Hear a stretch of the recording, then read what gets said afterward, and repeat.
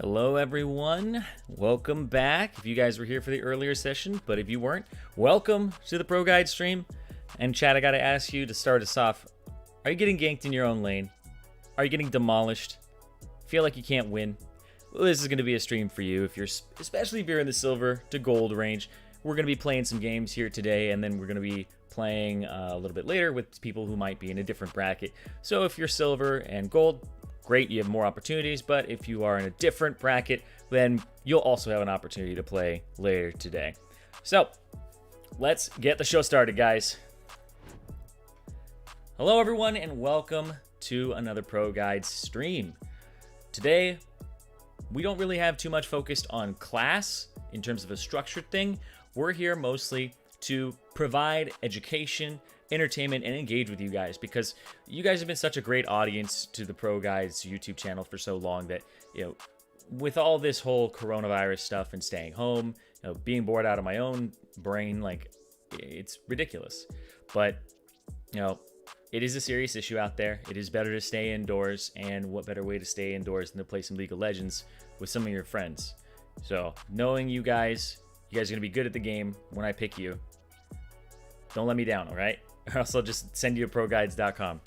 But anyway, we'll be doing more classes in the future. This is more of something to, kind of get it started. Make sure that we have some entertainment for the week for you guys, a little bit outside of just having the videos that are posted. Something that engages with you guys, because honestly, we want to give back. Like, it's something where you've given so much, your attention, your time, your hard work, your comments, even when you're answering question of the day.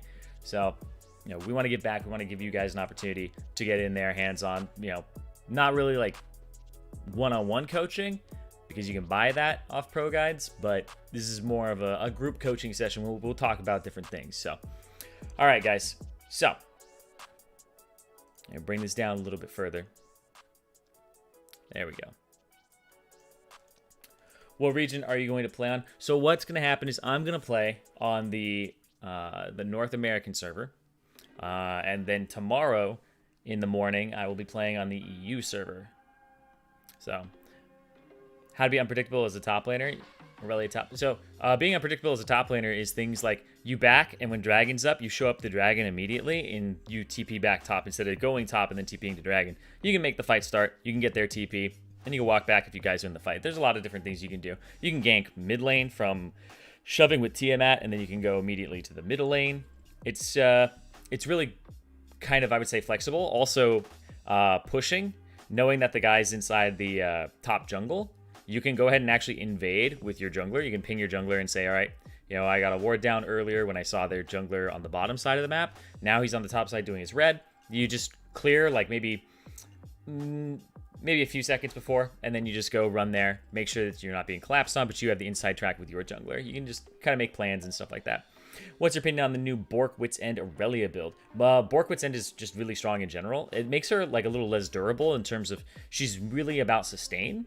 So she doesn't really have a lot of stats otherwise. It is very flimsy, but Conqueror is very, very, very good. So what kind of word spots do you recommend as a support main? There's a lot. And I think there's a video that I think is going to come out on really good word spots that a lot of players utilize. So I think that's you can look forward to that. That'll be releasing in the near future. I got thrown something where I'm like, oh, okay, I have to like do voiceover and stuff for it. So because we're at home now, right? Can you do my op.gg review? So that's the thing, is like, maybe we'll do that one day. Maybe one day we'll do op.gg reviews, right? Because this is about entertaining you guys. If you guys want something, if you guys are really just hell-bent on having something and you really, really want it, enough of you want it, then we're here to listen to you, right? We're here to give you what you want. So any good mid laners right now to climb? There's a lot of good mid laners to climb right now. Yeah, a lot of good mid laners. Let me think quickly. Just look at a list really quickly. So right now I'm going to answer some. So what we're doing right now is I'm just going to answer some of your random questions while you guys are in the chat right now. Then I'm going to gather about 10 of you guys to play against each other, silver to gold range, once I get your IGNs. And then after that match, we'll spectate it. We'll give feedback. We'll talk a little bit about what they do. We'll basically have fun with it. Just like a spectated silver gold match. Everybody loves it. It's always a blast. And then we're going to play a game where I pick 4 other people who might be in a different elo bracket, higher or lower, doesn't matter. And then we'll play a normal together. And, you know, you guys will get a perspective from my perspective, but also you'll be able to, you know, participate as well. So let me find really quickly. Somebody asked about the mid lane. Okay. Yeah, so right now, apparently Nocturne mid is really busted. For some reason, he's actually getting nerfed next patch. It was just announced a few minutes ago on Twitter that Nocturne mid will be nerfed next patch. Or they're trying to throw some nerfs at Nocturne mid because apparently he's really, really strong. I mean, he's got good wave clear. He's got really good roaming potential. And overall, you know, he gets fed pretty easily.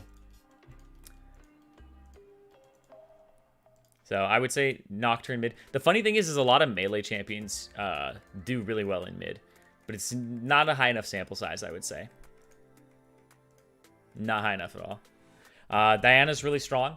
Katarina, if you're good at her, if you're mechanically good, Katarina. Diana, very, very good for climbing. Pretty much does everything you want to do, especially with the change from her R and E being swapped. I would say she's pretty easy to pick up as well, especially if you know like assassin play patterns. So those are probably the 3 that I would really say, you know, to lean towards. Nocturne for a little bit, but he will be nerfed. So, you know, take that for what it's worth, meaning that the time you invest in him maybe won't like be worth it in a month or like a week and a half or 2. So just be careful if you do practice Nocturne. Katarina, can never go wrong with some Katarina practice. She's always a really good high skill cap champion, especially if you're trying to climb from lower elos and you can just carry, especially roaming with her. Like getting out of lane, you don't need to CS, you don't need to beat your lane opponent, you need to beat the game and you need to beat other people. So Diana, same thing with Diana. One of the most powerful things you can do is just have a champion that has a gap closer mid and you can go roam other places as long as you have gap closer and some wave clear. Because it's like hard to gank for a Katarina, you know? She doesn't have setup for the gank for the most part. She just kind of follows you. So it's not like all junglers can kind of fit what Katarina needs. So instead, wave clear and then pair up with the jungler and go wherever is like the way to do it. All right, so Pyke mid, yeah, Pyke mid apparently is good too. According to win rate statistics, he's pretty good.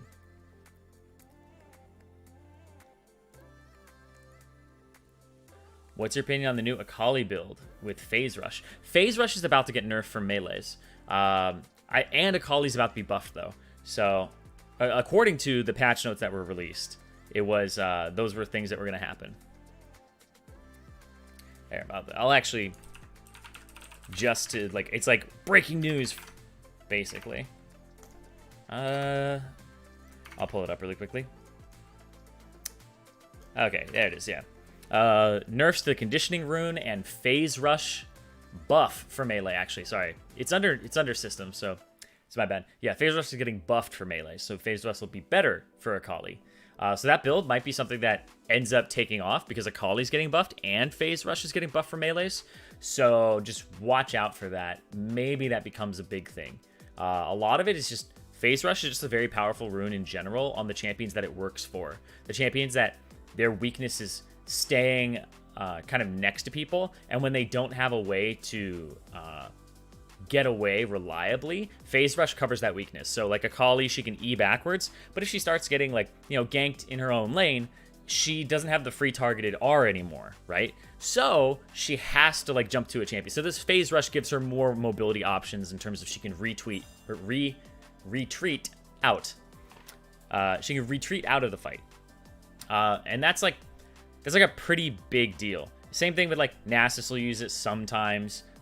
Vladimir is probably one of the most annoying cases. So yeah, and she needs that mobility because for Akali, mobility increases her damage. Now that sounds strange, but stay with me here.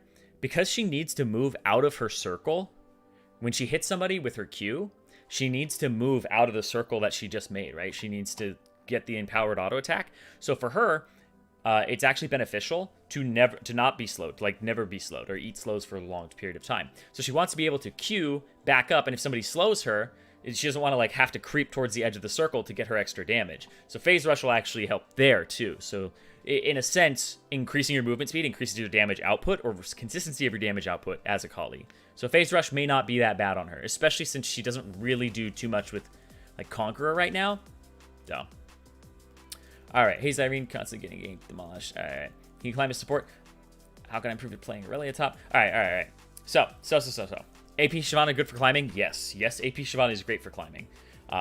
She's very, very powerful. She outpaces a lot of junglers. You can farm, you can carry the game by yourself. You can poke, which is one of the most like frustrating things to like play against for lower elo players is poke, especially if they don't have CC. Or not CC, especially if they don't have healing, something like a Soraka or a Nami or anything like that. Even if they have a Nami, you can probably out-sustain it, but like a Yuumi and Soraka are probably some of your biggest enemies, but you just pop them as well. So yeah, Shyvana jungle is very powerful to just play and climb with, especially AP. So, Shy one-trick Rek'Sai, I do not recommend it. It is a very rough life. All right. Are there any good supports to climb? The questions are hilarious. Can I climb as AP Kai'Sa mid? I mean, you can climb as anything if you're good enough. What are your thoughts on Kai'Sa or Kalista mid? Kai'Sa's about to get buffed. Don't know if it's going to happen. I played Kai'Sa jungle on release. She's not really that good. Her ganky potential isn't that good, and there isn't that much gold in the jungle or experience right now. So her just kind of power clearing isn't going to be like a much help to her either. What was your first main and why? My first main was Soraka and Evelynn back in the season 1. Back in like beta actually, and the reason was because in World of Warcraft I played Paladin healing and I played Rogue stealth, and Evelynn had stealth. So it was back when she could stealth for an entire minute, and when she came out of stealth it stunned, and then her ultimate was like resets her cooldowns, gives her movement speed, and like heals her or something like that. It was like some random thing that you don't have access to unless you kill somebody. Is Azir good for mid? Yes, Azir is great for mid, especially if you're good at him. Thoughts on Kalista? Very high skill cap champion, very oppressive when people are good at it. How hard is it to get good at Poppy? It's not that hard to get good at Poppy. You just had to get used to the E and kind of, I would say, buffering it. Because one thing that people do is, you know what? I will actually go into a practice tool just for this for you. Okay? Like, this is something that takes a lot of practice to get down. Yeah, I'll do this just for you. I actually change which one I'm using based on my mood. The black one is when I'm angry and I really want to climb. That's the one I use. I use this one normally. So, but anyway, so yeah, I'll get in terms of like getting good at Poppy, there's a few things that you need to master. You pretty much just need to master your Q and how much damage you're doing to minion waves, because she'll usually shove pretty hard, and you don't really want to like shove every single matchup. Now, don't ignore my runes and everything like that on this. And let's swap scenes and get into it. Okay, so the thing that this is just gonna take one quick second. What I want to show you basically is I want to show you something that I think is underutilized, and it's just buffering. Like some of you may know about buffering. It's not that hard, but the thing that I see all the time is like people like run up to dudes, and they'll run up, and then they'll like you'll run up, and then you'll flash and you'll E, right? Right? But I can actually just click on it here, right? And if I do that, and I don't really have the timing for it, then it's not going to work. But if I E, and then all I do, I'm looking at him. So I'm actually going to take my hand off the keyboard and just show you guys that I'm pressing E. I'm pressing E now, and then I'm just going to flash, and it'll go for me. So I didn't have to click on it after. I pressed E now. You just look at where my mouse is. Just like E. Right? It's not on it anymore. E. Right? It's like that one, of course, brush, but I was trying to put my mouse all the way over here. But yeah, you E, and then you just do stuff like that. Right? So I can just E. Right? Things like that. Yeah. Just learn the range. So I don't have to put anything else in, right? So I just E from here, and I flash up here, and the E will go anyway, right? The E will go, but people do this all the time. They run up, and then they flash, and then they E. I see that all the time. It's like run up, flash, E. It's just like, if you really want to catch somebody as Poppy, you make sure that you just E, boom, and that's it. That's it. It's much faster. It's the same thing with Annie. Annie's a really great example of this. I believe this is actually where I'm actually going to go into another practice tool game really quickly for you guys. I think Annie is the best example of this because people do this all the time and it slows down their tibbers. I actually think it's pretty bad. Like, it's actually really, really good to buffer on Annie. Vi, same thing actually. Well, Vi has like some things where you can like Q and you can like Q flash, or you can flash Q. You know, the different things to react to. Would you paint out Star Guardian Urgot? I don't know, man. I haven't seen it yet. I actually haven't seen it yet. Garen Q flash, Garen mechanics, please. Oh, come on, guys, come on. But yeah, if you really want to hit somebody with an ability, if you like really want to hit somebody with an ability, and I mean like you really want to hit them, right? With Garen, you can do that, but okay. So for Annie, I'll spawn enemy. It's like what I'll do here is I'll put it here, and so people do this all the time. They'll do this. They'll be like, oh, and then they flash R, right? Come here, Tibbers. Oh no, I have to wait the full duration of Tibbers. Come on, man. Oh no, Annie sucks in the practice tool. Die. Here, go int.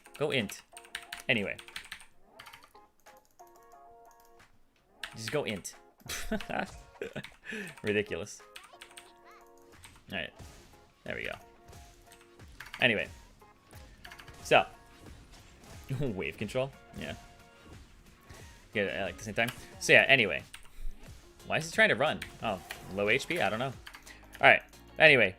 So, the big thing I'm talking about here, I'm going to do it one more time for you guys and just kind of show you guys what people normally do. They flash, and then they ulti, right? So they flash, and then they ulti, right? That takes a long time to do, and what I'm going to do for the sake of this is I'm going to do this. Okay. Okay. So what you do is you buffer it. It's pretty easy to do. What I do is I will click on him one time. I will R right here. My hand is off the keyboard. Right? That's all I have to do. You just take your other hand. You can take your hand off the mouse, I guess. Is you put the location in and then you flash after. So. Oh, does he despawn if you fast forward it? That would be actually really helpful.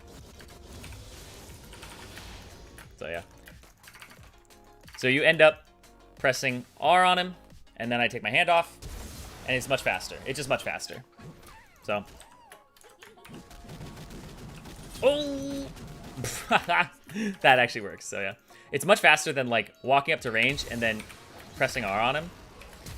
Also, the way it works is they'll go off simultaneously.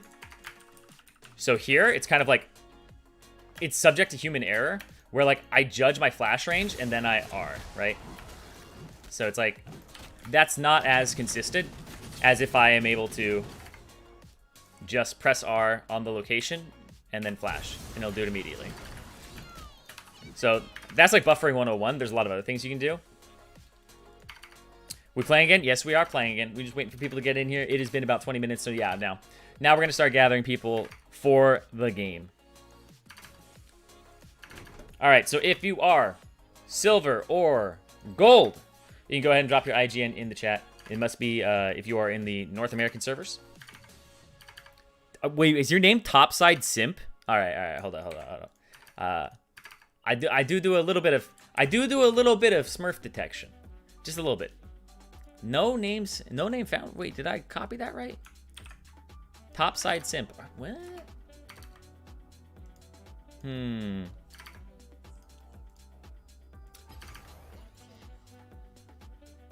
gonna create a custom game. We're gonna make a draft mode because everybody wanted a draft mode yet earlier. I'm gonna see if this exists. That person does not exist. Unlucky.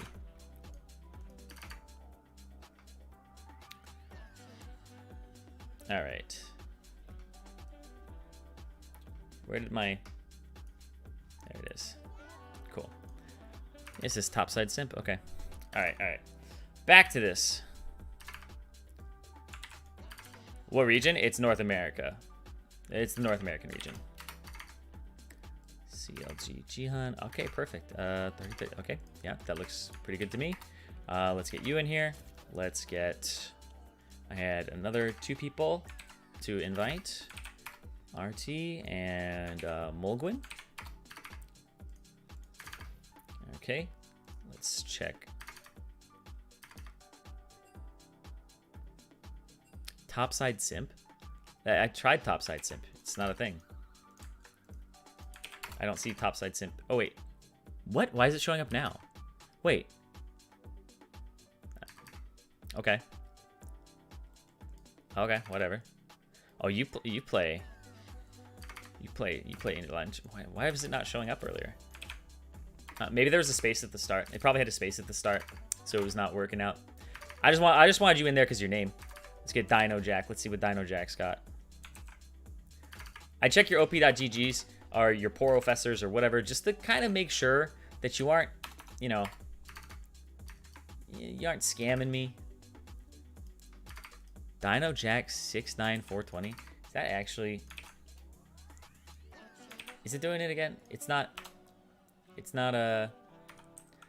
coming up. Dino Jack. Let's see.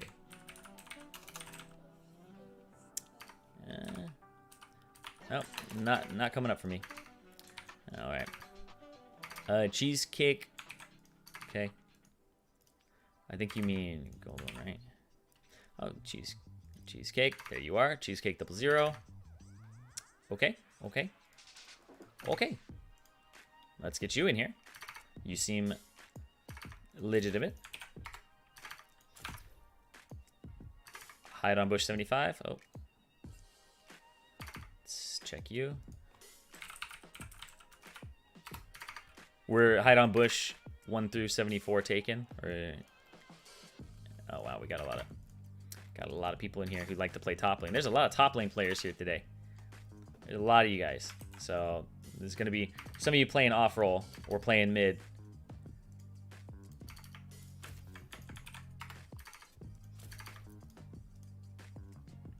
All right.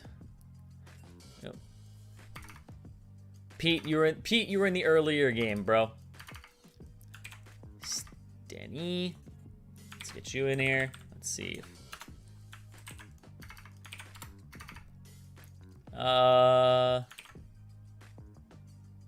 There you are. There's a lot of Stennies. Ooh, okay. I'm gonna pass on that one because it looks like this account hasn't really been played on, so I don't know if it's like a Smurf or something. RZ, let's check you.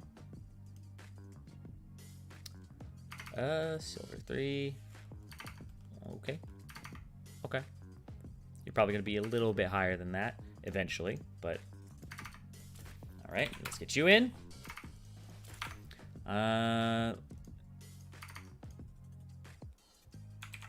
Pick Horizon. Okay. Ooh, okay. Horizon, you're definitely gonna be much higher than you are right now. And I can tell mostly through the fact that you get a lot of kills and stuff. Maybe you're mechanically good, but you don't CS very well. So you should work on your CS. Because you're an AD player, but you average pretty low in the CS department, and you can get a lot of consistency through CSing. Because your gameplay seems to be okay in terms of getting kills and assists and being part of the team, but adding in spicing up a little bit with just a bit of, let's get him in here, just a bit of the old CS, just getting some of those minions down. You might give up a lot of minions to roam, but Tire Boy 34. Okay, let's check you. Tire Boy 34. Okay. And what I'm going to do is I'm going to find one other person. So we're going to put Tire Boy in here. And then we're going to also invite one more person. Let's see. Takash. You were right under. North America. Okay. Okay. You definitely have like a specialty here is what I see. Takash, you seem like a decent player, but like you got some specialties, Like so you're gonna be gold, but you definitely have a that's not right. Yeah, it's Takash, right? So cool. Send the invite to both of them. Drop the spectator. CLG Jihan. Jiham is the leader. So we'll get Takash in here. Takash is the last person for just this part of it.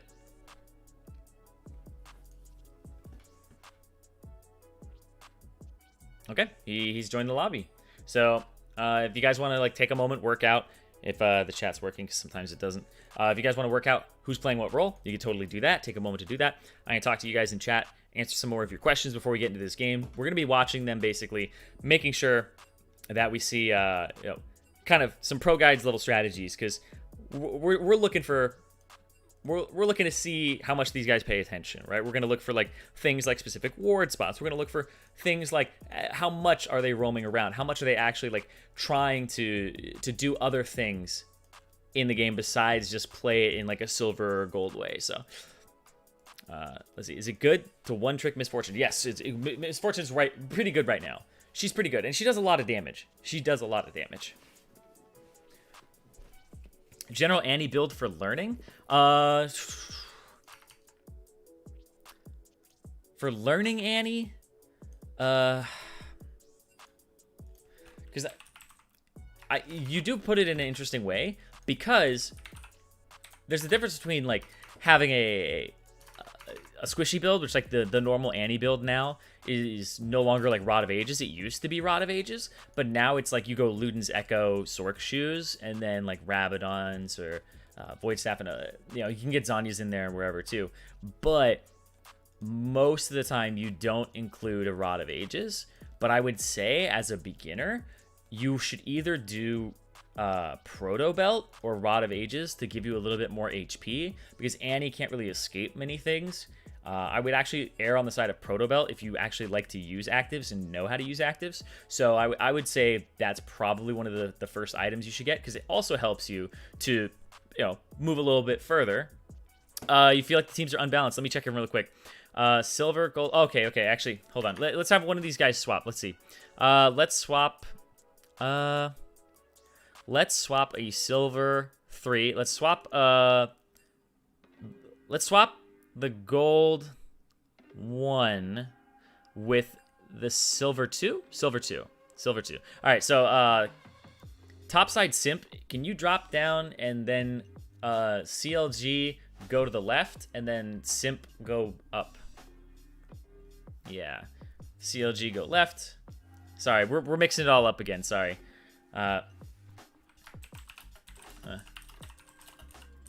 Yeah. Thanks. All right, and then okay, bro. Yeah, because we do have a gold 1 person here, the topside simp. He's like the higher end of the spectrum. He's definitely like, you know, he's definitely, I would say, a little bit higher, but I want him in there for the name. You know, I gotta give him that respect. So yeah, there's. All right.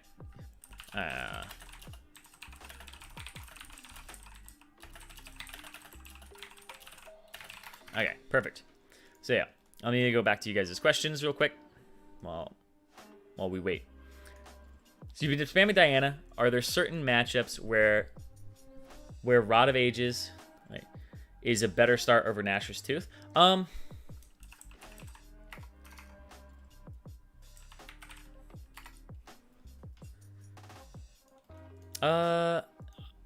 Yeah, I think so.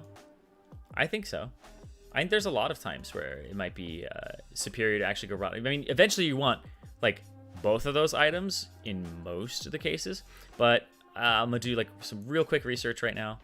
Yeah, that seems to be the case. Okay, that seems to kind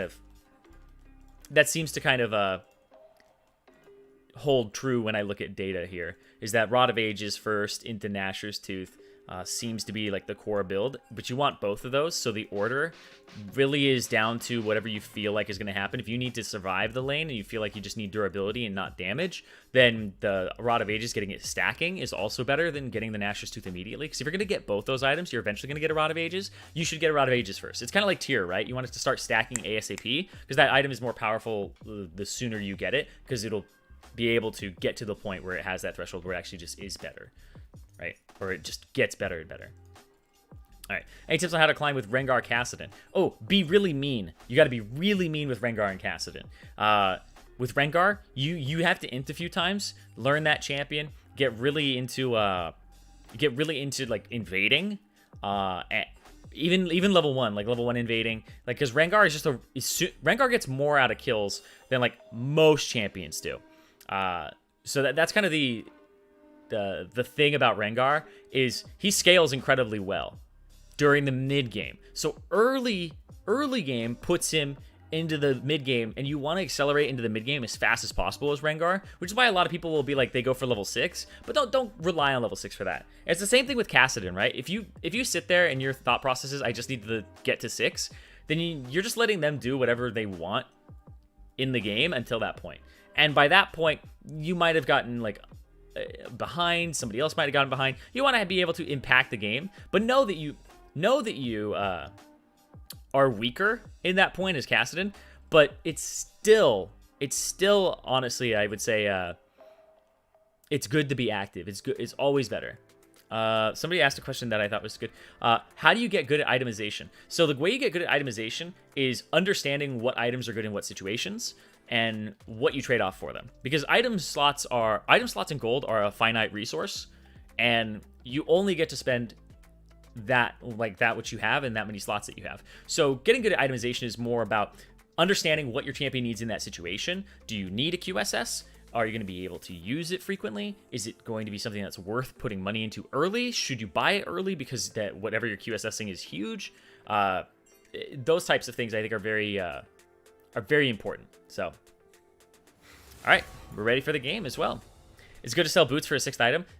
Depends on the item, depends on the boots as well. If you have things like Merc Treads and Ninja Tabi, absolutely not. If it's like you're an ADC, sometimes it's good to buy it. But mobility is very, very big. So I wouldn't usually go around selling my boots unless I'm getting something in my build that I wasn't before, like a Phantom Dancer, right? Like a really good survival tool. Because boots are about survivability as an ADC, not so much about the damage output. Do you have opinions about Orange Jungle? Why? Who do you recommend for mid carry? I talked about this earlier. I said Diana, Katarina, and right now Nocturne, but it will be nerfed. All right, low elo tier list. Low elo tier list. Oh boy, champions that the success cases are very, very frequent, and they're also not hard to master. Because there's a thing called experienced win rate, which is how likely are you to succeed on this champion the first time you play it versus the 50th time you play it. So there's some champions where it's like Azir, like the first time you play Azir, 30% win rate. But like the 50th time you play Azir, it's like 60%. So there's like a lot of payoff for playing and mastering Azir. But if it's like you're playing Malphite, Malphite's like win rate the first time you play him is like 50%. And by the 50th time you play him, your win rate is like 51%. So it's like there's not much that changes when you play 50 games of Malphite. Not too much to master there, not too much payoff, but his floor is very like high. So not a high ceiling, but his floor is right there. So if you want to like pick up champions and help your team, you can do stuff like that. But I would say if you're trying to stomp low elo, you either get really good at a champion that it pays off. So getting really good at like Katarina, getting really good at like Azir. Anivia is also one that if you're really good at it, but just finding that champion that works for you.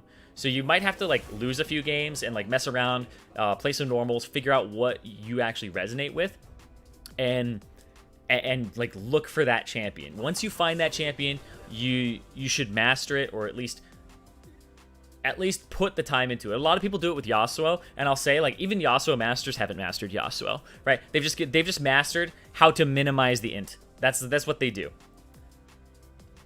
You've been trying to learn Yasuo? Yeah, I literally just said this. Yeah, I could tell where you were going with that. So you had the right idea. I just don't think Yasuo is the right champion. I think like you're much better off playing like a Zed or even a Talon. Like if you want to go low elo stomping, Yasuo is fun, but he is. There are some times where you just have to go, I'm not good enough, and this is too hard. This is too hard, right? Sometimes it is too hard, and you have to accept that. Are you going to put in the time and the work to get better and get good enough to like make it good and consistent? Then maybe, then you can go stream and be named Mo, and have a very successful career off of playing Yasuo. But if you aren't like that, then you're just going to int most of your games. Is Lucian good in climbing? Lucian's good in climbing if you are going to bully people. I would recommend if you are going to play Lucian, play with a duo with a support. Find like a Nami player or somebody that's an enchanter, and like they buff you. So if you're a good enough player and you like to be aggressive, you don't have to do it with somebody who's like a Nautilus or anything like that to keep you safe. You're safe enough already, right? Like you should have mobility in your kit, and you can just move around very quickly. So I would highly recommend that you duo with somebody who plays like Nami. I don't always like recommend duoing, but I think in that case in particular, Draven and Lucian are two special cases where I think you should be duoing with somebody, because you need to play the game a certain way with your support to really get the most out of that champion. Because if Draven is not getting kills in the game, he's not good at all. And if Lucian is not bullying early, he's going to get outscaled by almost all ADCs. So I would say duoing with somebody who allows you or pushes you to be more aggressive. So find somebody who's a support player, find somebody who's a little bit more on the aggressive side with enchanters, so like a Janna that'll poke, or also the Nami, or even Lulu, but somebody who's going to buff you, and then you can go ahead and do a lot of the work. But yeah. New LeBlanc player tips. What would I recommend to a new LeBlanc player? To a new LeBlanc player, I would say try. I want to be like, I want to definitely do the new stuff, not like the advanced stuff. My tip for you would be, don't underestimate how powerful chain is. The range is usually a little bit longer than you think it is, and don't underestimate the power of cloning the chain. It's very, very powerful to clone the chain. I think the damage is pretty much the same as if you were to clone other abilities, but without like the trigger required on the Q. So I feel like if you mimic your chain, it sets up a lot of plays. It gives a lot of CC duration. It's very, very annoying. So don't underestimate the chain is what I would say if you're like a new LeBlanc player. Chain does more damage? Okay, yeah. So that, I guess that's why that makes sense to me. Is it?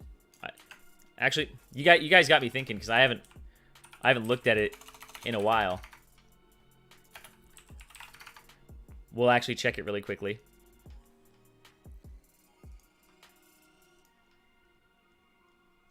What is the mimic damage? Mimic damage. No,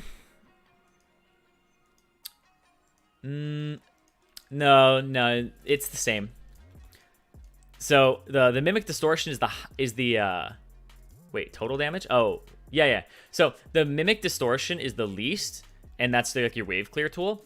And then your mimic sigil is the same as the ethereal chain. So what I was saying is the chain is like really high damage. It's the same damage as the sigil, but the sigil needs a detonator. You need to hit them with it, and then you need to hit them with another spell. So the chain, you just need to land the first one. The sigil is more reliable if you're going to Q RW and then E, and then Q them afterwards again to kind of finish it. But I would say the chain is the most powerful of the mimics. And I would kind of say, like, focus on getting a double chain combo down because it's very, very powerful. And you guys, see, I know my stuff, guys. I know my stuff. I knew it was the same damage. What's going on here exactly? We're having silver versus gold game going on right now between ProGuides viewers. RA mid thoughts. You need to learn your charm. If you don't land your charm, you need to land your charm. If you don't land your charm, then it's iffy. A lot of people will go with electrocute because they really like damage, but I think damage is a bait. Ari is a high CC champion that you want to take something like Glacial Augment, auto the person, and then go for your charm like a half a second later while they're slowed.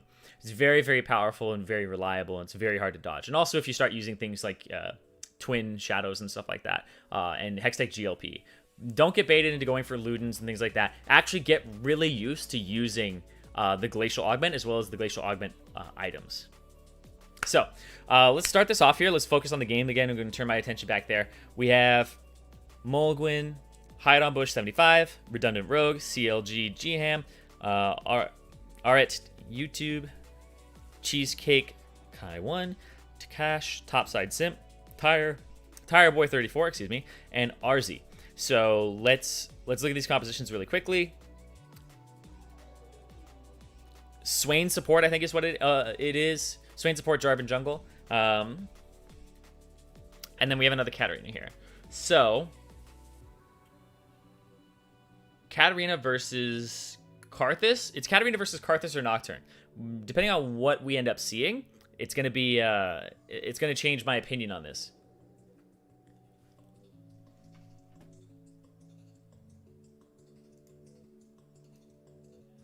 So let's see.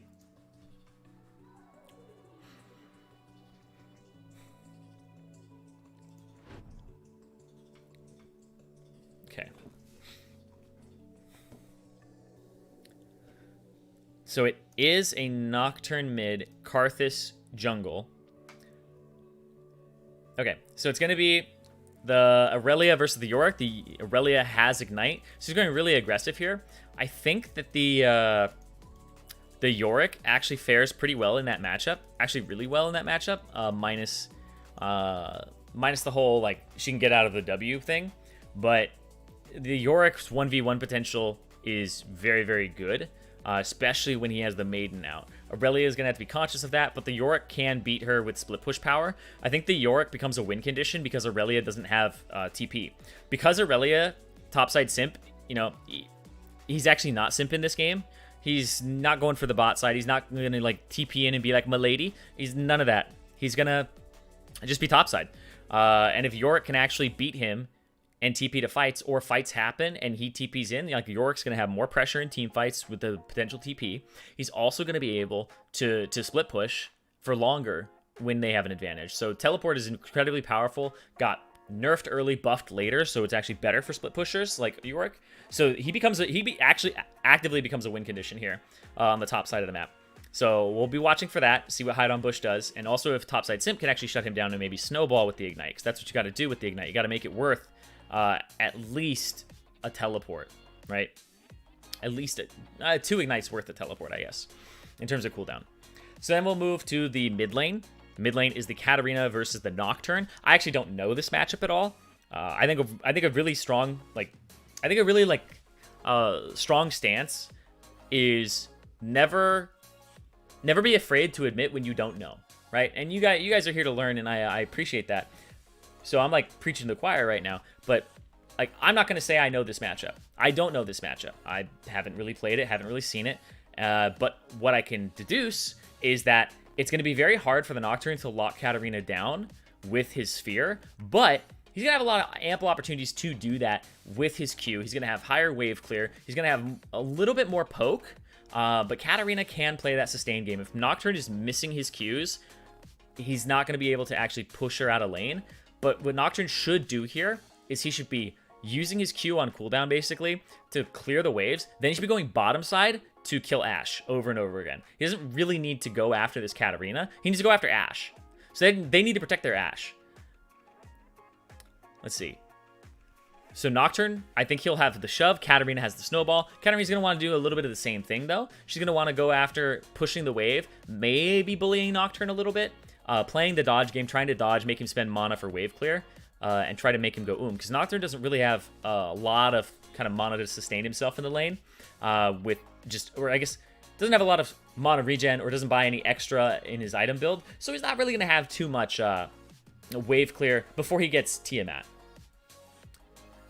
The juicy spell shield. The spell shield is good, but the thing about the spell shield is really impactful against like 1 or 2 champions, or sorry, 1 or 2 abilities that are like high cooldown. But the thing about Katarina is she's literally going to Q you, she's going to E, she's going to Q you, pick up the dagger, E, which is an ability itself, and then she can W, which then puts another dagger on the floor, and she can keep doing that, and then she's going to Q again. So the frequency at which her spells come out, it's like having a spell shield versus a rise, right? The spell shield versus a rise is not that effective. Spell shield's very impactful when you have like high impact spells. That's why buying something like Banshee's Veil against a Corki is not that great, right? Because he's just going to poke it off. Whereas buying it against like I would say Morgana is good. Varus, if you can dodge the Qs. So, yeah, I think that's kind of more the appropriate time for the spell shields. So, I think this is support. Yeah, this is support. Cool. Do that. Do this. Done. Okay. So. Oh no, this is not EU. I'm sorry. We'll be doing like EU West. I think tomorrow. If I'm on it, I guess I'll be doing it tomorrow in the morning, and then I'll be doing it in the morning for me, I guess. Yorick ADC. Oh yeah, you guys got me. I don't know why I thought I swapped it. Katarina items. Okay, guys, I'll tell you straight up. This is one of my pet peeves. My pet peeves. And I have a duo that I play with sometimes who does this. Aww. That's unfortunate. This is really unfortunate, actually. But I have a duo sometimes that does this where he will actually not go to lane or go to a position early. And it really, as the jungler, I hate that. Because the game starts at second 0. If you got something to do, you do it before you queue, or you do it after you selected your champion, and you try to do it as fast as possible. You don't select your champion, do your runes and all that. You try to like set yourself up so that you're there in your seat when 0 hits. But he wasn't DC'd because he would be in the center of the fountain. That's actually like really unfortunate. I don't know what's going on here. Maybe she crashed? Yeah. I didn't see any disconnect message either, so that's gonna be really unfortunate. Well, anyway, regardless. Sometimes they get stuck in the loading screen. Maybe that was what happened, but we'll focus on the rest of the game here. The good thing, though, is that they have a Swain who can take over mid and play mid for now. All right, in the bottom side of the map, I would say pretty even matchup, except that the Ashe will push the Sivir in. But now that they don't have that... Oh, this is actually an Aurelia win, I think. Yeah, it's an Aurelia win with the Ignite. Okay, yeah. He just went all in on that. He got the Ignite. He got the... He basically just made it so... he baited the Yorick into thinking the Yorick had a good fight, but the Yorick really didn't there. Mostly because of the fact that there's an Ignite on the other team. And he just reconnected, so hopefully it's good. Tire Boy, you good? You good?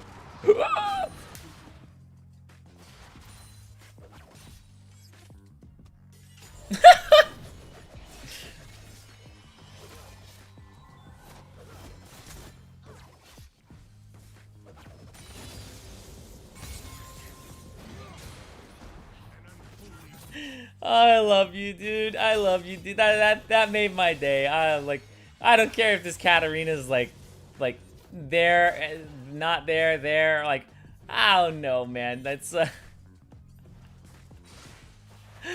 no, he didn't have smite. Smite was up in like 2 seconds. What ended up happening? Okay, you know what? Let's go. I'm sorry to make you relive this, dude. I'm sorry. So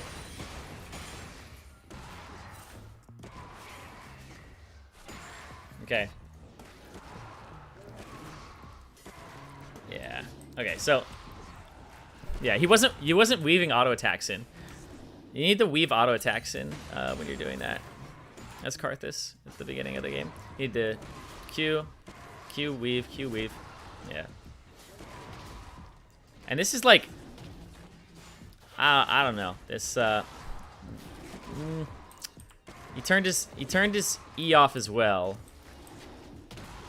Yeah, I think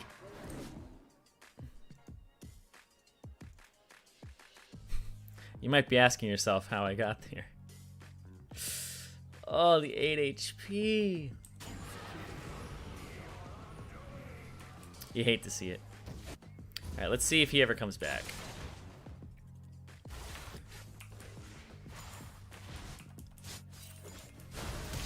Okay.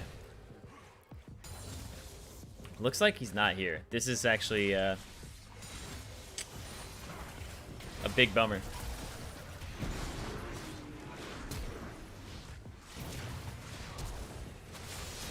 The thing is, as well, is I don't know if he... Because if you have everybody leave the game disappears and you can remake it. But... Okay. Yeah, if they all leave, then... If they all leave. But I don't know if he's there. Oh. Oh. He moved. He moved. He moved. He's here. He's here. He's back. We did it. He did it. And it's not a terrible situation. 20 CS. He's down like 4 waves. Level 4 to level 1. It's pretty close. Pretty close. All right, let's see. Hide on Bush is trying to fight too much here. You just got you gotta run, guy. And you can't keep walking up like this too. You gotta no. Wait for your potions. Yeah.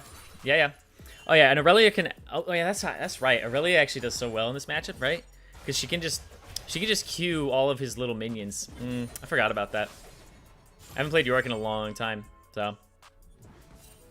I know that Yorick is like really good into Jace and a few other matchups where they don't have ways to actually not gap close, but get away. So when you, oh come on, man, come on, RZ. I mean he's playing to win. He's playing to win. I respect it. I respect it. Okay. I respect it. All right, now let's focus on the game. I actually, you know what? What I'm gonna do? I'm chilling too much. I'm like chilling way too much here. I gotta turn this music off. We'll come back to that music later. I need to hear the sounds of the game. All right. There we go. There we go. Yeah, see? Level 6 to level 3. Okay. And he's going to flash the mastery. Okay. Okay. He's going for the Tiamat first. I like that. Nice pull back there. Takash is going to go in. Oh, that's perfect time. Perfect trade. I was actually really good there from Mulgwin. And now he's going to try to punish. Nice orb walking. The spell shield was not in reaction. It was more so in prediction. And you want to be reactive with... Oh, I think he might die here. Yeah, he's dead. Yeah, really good roots there from Redundant. He's throwing him into the minion wave. Hide on bush. Oh, wait. He's trying to keep him in tower range. Is that going to be enough? Can he reach the minion? Can he reach the minion? He doesn't have a Q. Oh! Oh! The counter kill goes back. Oh, and there it is. You got to protect your Ashe, man. Ashe, oh! Going to the other side. It's going to be on Tire Boy. He's not really that great. You know what? If you wanted to there. Ooh, okay.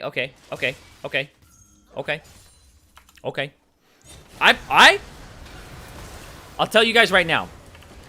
I probably would have died here if I was this Jarvan. I would have died here. You know why? Because what I would have done is I would have seen how low that Sivir is. I would have seen how low this Sivir is. I would have seen that this guy's and this guy is basically And what I would have done is I would have flash EQ'd here to try and kill the Sivir. So I would have flash EQ'd here, but she has flash and she has heal still. So that's I would have died here. I would have died here because I'm a really like brain dead aggressive player. So I would have flashed and EQ'd here. So I maybe get summoner spells, but I feel like they may not be able to kill me with this much mana. Like he's not going to do anything. He can't even cast Q, right? Yeah, he can cast 1 Q. He can't even cast Q because he can cast 1 Q. Perfect. So 1 Q, 1 Q. She has enough for no, she doesn't. Not even for W. And her spell doesn't cooldown. So she would have to flash or heal here. EQ flash? No. Henlo. Normally you EQ flash, but no. Here you flash EQ. And the reason you do that is because you want the damage on your Q. If you EQ flash, you don't get damage on your Q. It just knocks up. You don't do damage. Right? And I want to put my flag on her so it does damage. And then I want to Q as well so that I do the damage on her too. Yeah, don't worry.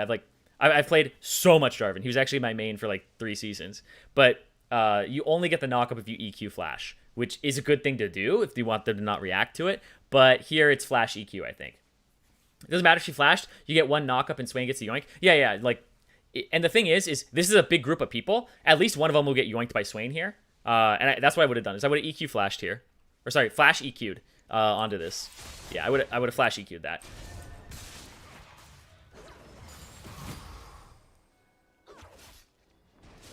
Yeah. Because I would just like that's the thing too is you need to pay attention. You need to be sometimes you need to channel Tyler 1 and you need to actually look at not just their HP but their mana and think about what they can do with that because they had none. They were out of mana.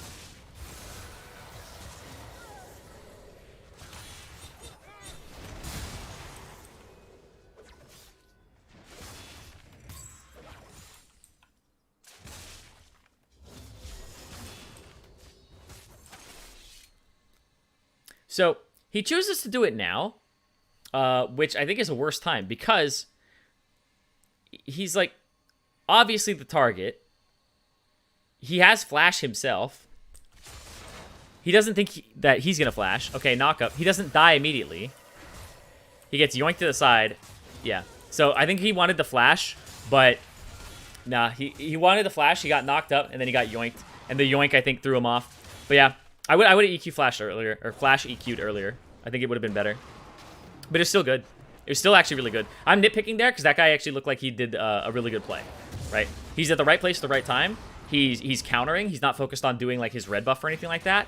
When he could just say, "Screw my team, I'm doing red buff," and then come to the fight. But there, he's like, "Oh, I'm gonna go ahead and I'm gonna be a part of this right now." That's like the right thing. That's the right play to do. So. It's good to be active like that. If you kite properly, technically you can bully him the whole game. This never happens to me. Oh, don't worry about it, Arete. As long as you're in the game. Oh, wait, are you DC'd again?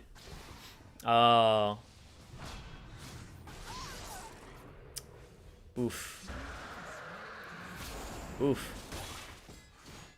Your game died? Oh, man. That's really unfortunate. Will you be coaching on EU West? Eventually. Aurelia. Is Aurelia? Okay, yeah. York is just like, is Aurelia even here?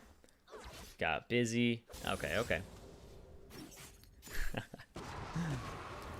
Tire boy. Okay, okay. He's got it this time. He's got it down. There's the smite.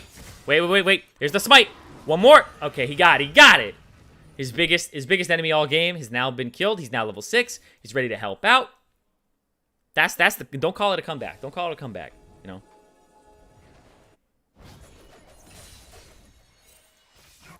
Yeah, he's got the sweeper already. He's got the clear going.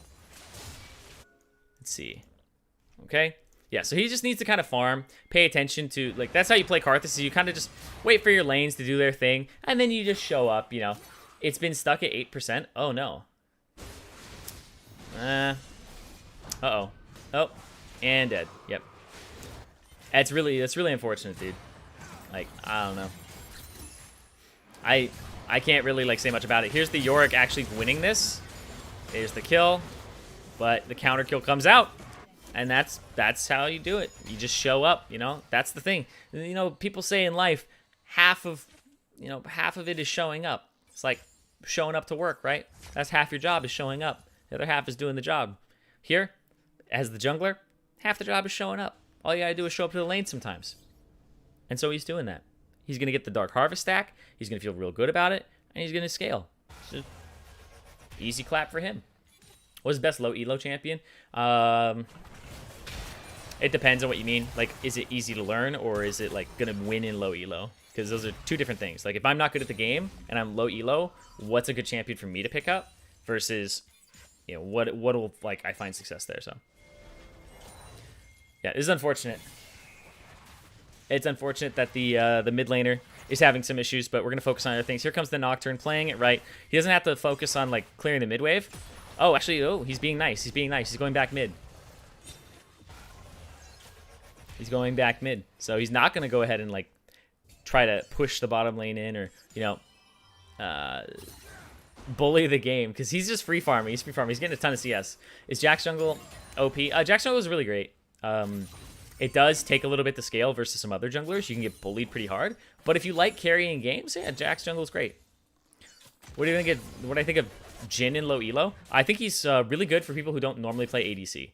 I think him and Ezreal are like two people where if you get auto-filled to ADC, you can go ahead and play them and probably find success. Because if you play like top lane or mid or even jungle or even support, you probably, you know, fancy yourself some skill shots. And here comes the ultimate and the other ultimate, and Ashe is going to die. Overkill on that one, actually. Oh, wait. The minions. Oh, the flashback for the auto. And that's going to be a redundant rogue going in for the kill. Gets the count. Oh, wait. Oh, he had to... Wait!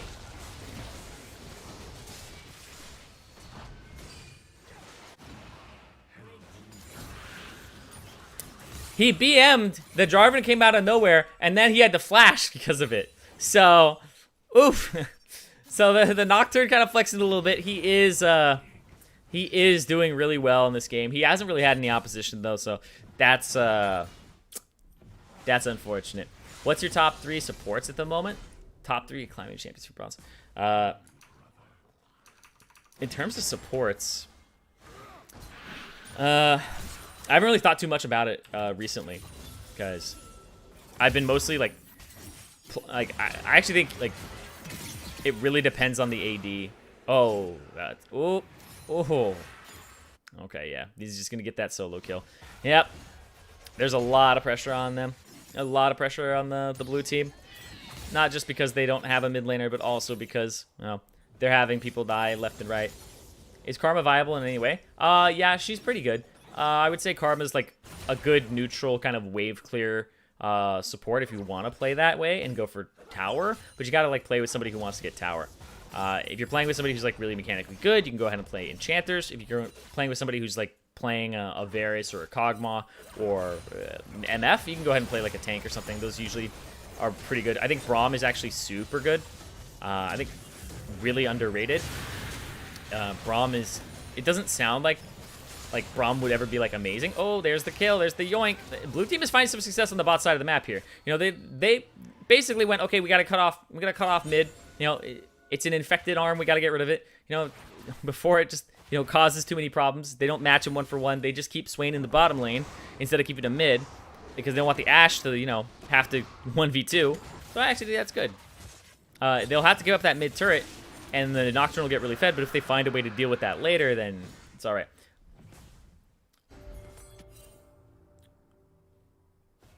How about Janna or Soraka top? They got nerfed. They aren't really that great anymore. I would say like some of their strengths were toned down pretty heavily.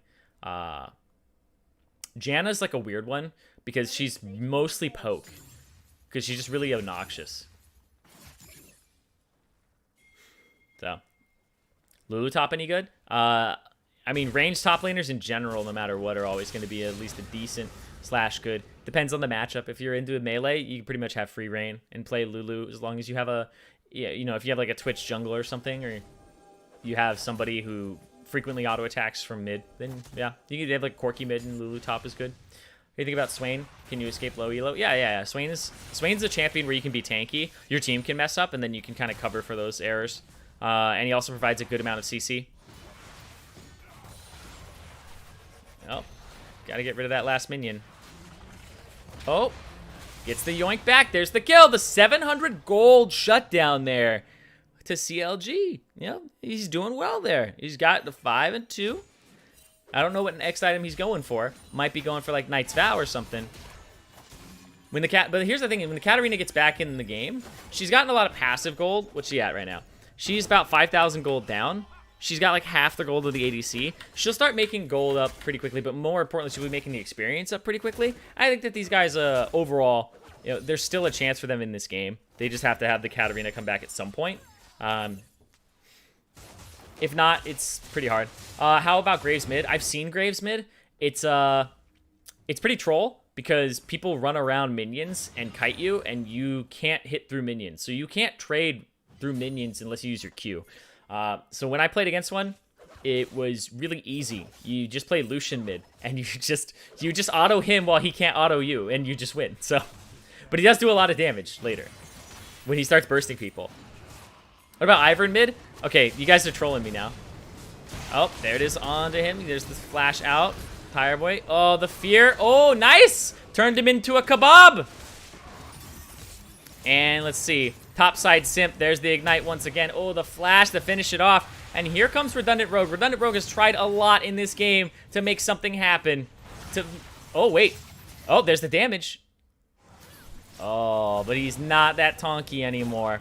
And that's going to be Topside simp picking up another kill here. He's 5-2 and 1. This game is looking pretty doomed right now. Well, and I hate to say it. A lot of that's just the fact that there's DC.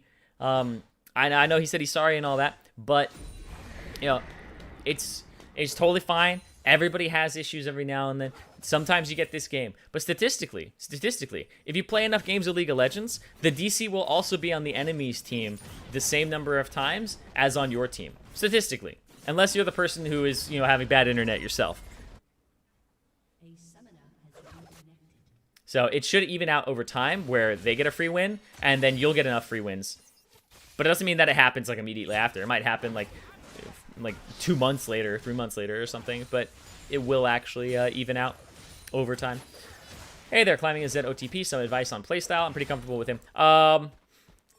Poke. It's mostly shuriken poke in lane to threaten all-ins and then roaming. I think one of the things that Zed players mess up is they get good poke down. They like WQ in lane, or they Q in lane and they land all their shurikens, and they get the person chunked down a bit, and then that person plays really passive. And they can't kill him, right? And when that person's playing passive, it just means they can't follow you. So go ahead and roam when you chunk that person. So you're not trying to kill them, you're trying to stop them from being able to follow you. Think of it that way. Because a lot of times people think of, I'm going to get him low to kill him.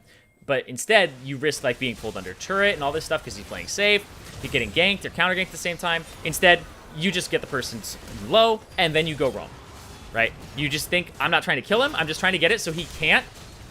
Ooh. So I'm just trying to get it so that he can't. It's going to be 3 kills. Oh, wait, nope. Yeah, there's the Irelia coming down. But yeah, he's basically, just think about, I'm not trying to kill him, I'm trying to just make sure he can't follow me, right?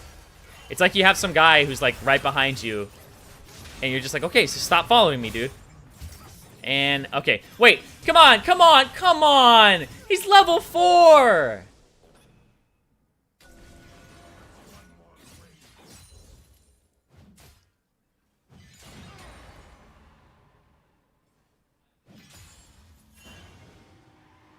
That's a scumbag Aurelia, dude.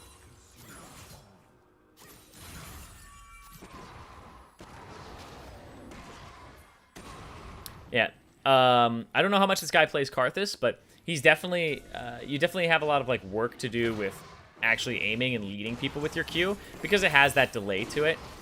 When you're trying to just play Karthus and I would say find success, you can do some things where you don't rely on the Q as much. It's very, very, very strong, but try to lead the person, try to wall and then Q, try to get your auto attacks with red, and then, oh my god, really?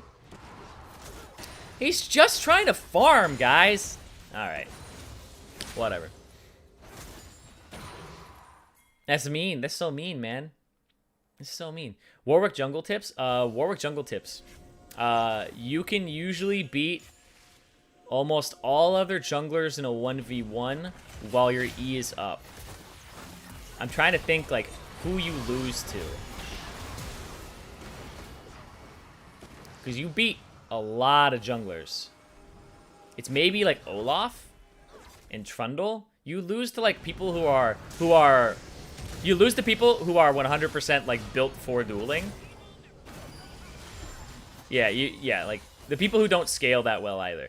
But you do a really good job of, like, being able to contribute to team fights, get picks and stuff. So I would say for Warwick, the biggest tip I would have is just don't be afraid to invade, especially when you start having Blood Scent, and just go all over the place. Because you probably already know that, but don't be afraid to invade them. Don't be afraid to kind of put them behind even further. You can lose to Kindred. Oh, yeah, Kindred's another one. I just don't see enough Kindred right now.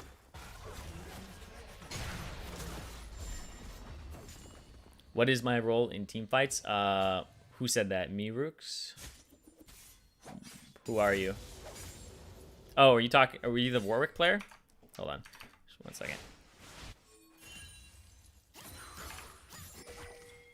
Oh, you were the Warwick? Okay.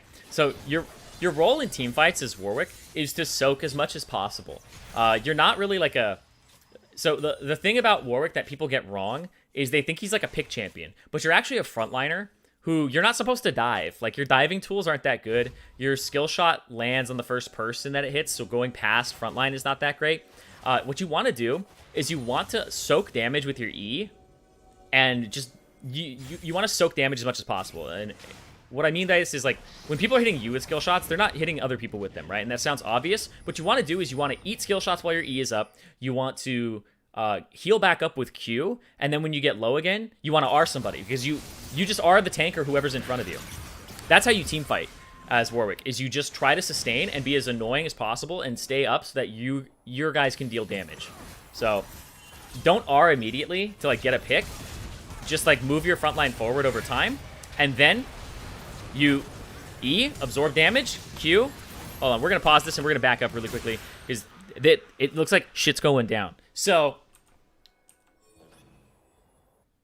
alright, so what I was saying with that, I'll just finish that really quickly. You E, absorb damage, then you Q to get some of that HP back. Then when you drop below, like, half or at half or something like that, you then R to get yourself back up in terms of HP. Your Q will be back off the cooldown, and then your E will be back off the cooldown. So, alright. Now we're going to go back to the game, and we're going to focus on this. Hide on Bush. He's getting dove right now, right underneath. That's going to be... Ooh, is that the kill he needed? Oh, there's that. The Knight's going to take care of that. Here comes the ultimate. Not going to finish off the Jarvan, but here comes the Ashen. Oh, my God. You're actually going to see Arzi just come in for the side. He's going to go straight on the Ashen. Oh, there's the EQ. It's not going to be enough, though. He's got to get taken down. And there... Oh, come on, man.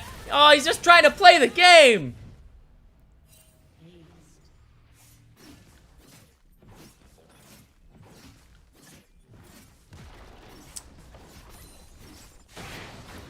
Shaking my head, man. No shame. No shame. No shame. Will Vayne make it to S tier in this patch? I'm not sure, but Vayne is, like, really good for carrying if you're like a fantastic player. It definitely has the 1v9 potential. Any advice to a newish player wanting to play mid? Ward at least one side, play to that side. Play off your jungler as well.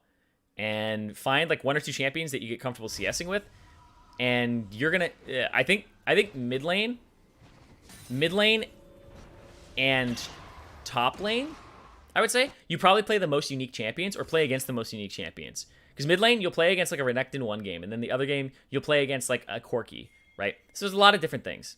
Because you kind of had top lane goes through the same thing, but bot lane not really that much. It's like AD. Your support might be different. Jungle and don't interact with each other too much. So getting used to just playing in different matchups and figuring out what your champion does in that. So I would say focus on like 1 or 2 champions. An essential tip to improve farming. What is this? Oh, hold on. Well, they're about 10k gold down. They're like 13k gold down, or like 12. Ooh. There's the flash. Okay. They're just picking on him, man. Riven tips. Ooh. Watch some videos on animation canceling. Because Riven is basically, at this point, encouraged and built around animation canceling and combos. They're going to sound really complex. They're going to be like, oh, you want to Q, auto, you want to, like, EW, like, if you want to cancel your R's animation with your E. It's like, okay, wait, like, your E, you want to cancel your R's, like, startup animation by E-ing and stuff like that. So you find some YouTube videos on Riven animation cancels. I think like Box, Adrian Riven. There's a lot of great resources out there. I think Revenge might have made one too. But it's a very, very complex champion, and get ready to play basically a fighting game is what I would say. What's your opinions on Aurelia's stance in the top and mid lane metas? She's just strong. Ever since her release, she's just very strong. She's hard to deal with. She sustains a lot from her Q, attacks a lot from her passives, and then also just buys items that make her scale and like become really oppressive alongside Conqueror. She ends up getting so much in terms of HP back. So yeah, my main 3 top. Okay, let's see. Let's look at this game really quickly. So you're in this situation as the blue team. What are you supposed to do? Because avoiding the Aurelia at all costs, avoiding the Nocturne, which is pretty hard to do. They haven't taken an inhib. You're 2-2 in Dragon, so you can't really rely on an Elder. You're basically... I mean...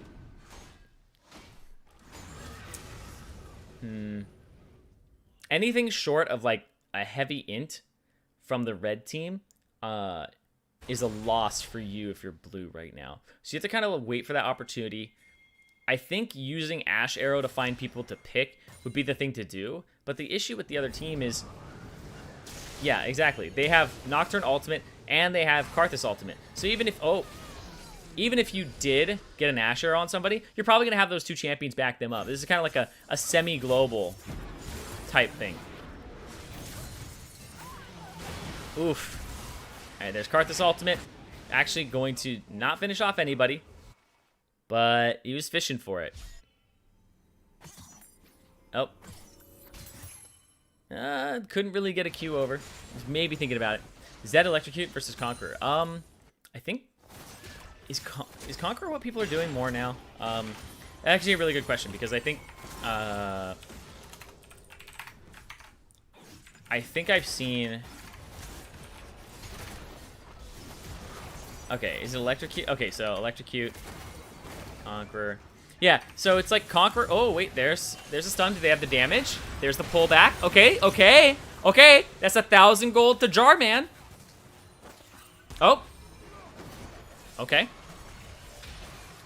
Almost. They tried to get more off that. But, you know, just having the cat... Yeah, there's so many bounties. You see, Jarvan just went, yo, there's a 450 gold bounty on Karthus, Aurelia, and Nocturne has a 700 gold bounty. So, it's like 1,000 gold can go over to you. That's just like 2,000 gold plus. Hide on Bush, trying to get a kill here. There's the Sivir. Sivir's down. There's the ultimate. On to Ashe one more time. There's Katarina. Katarina in the thick of the fight. Ooh, he just dies. The Swain is trying to do so much here. He's the only remaining member who doesn't get the flash over the wall. And it's tragedy again as the triple kill goes over to Arzine. Makes him 15 kills, 4 deaths. And they're just going to start pushing this one straight down the mid lane. They'll be able to get this inhib here with 20 seconds left on anybody on the blue team. So back to Zed with Conqueror. So one of the big things of going Conqueror is you also get to do you also get to get things like like cut down, and you get to take Presence of Mind, so you can actually get like more maximum energy.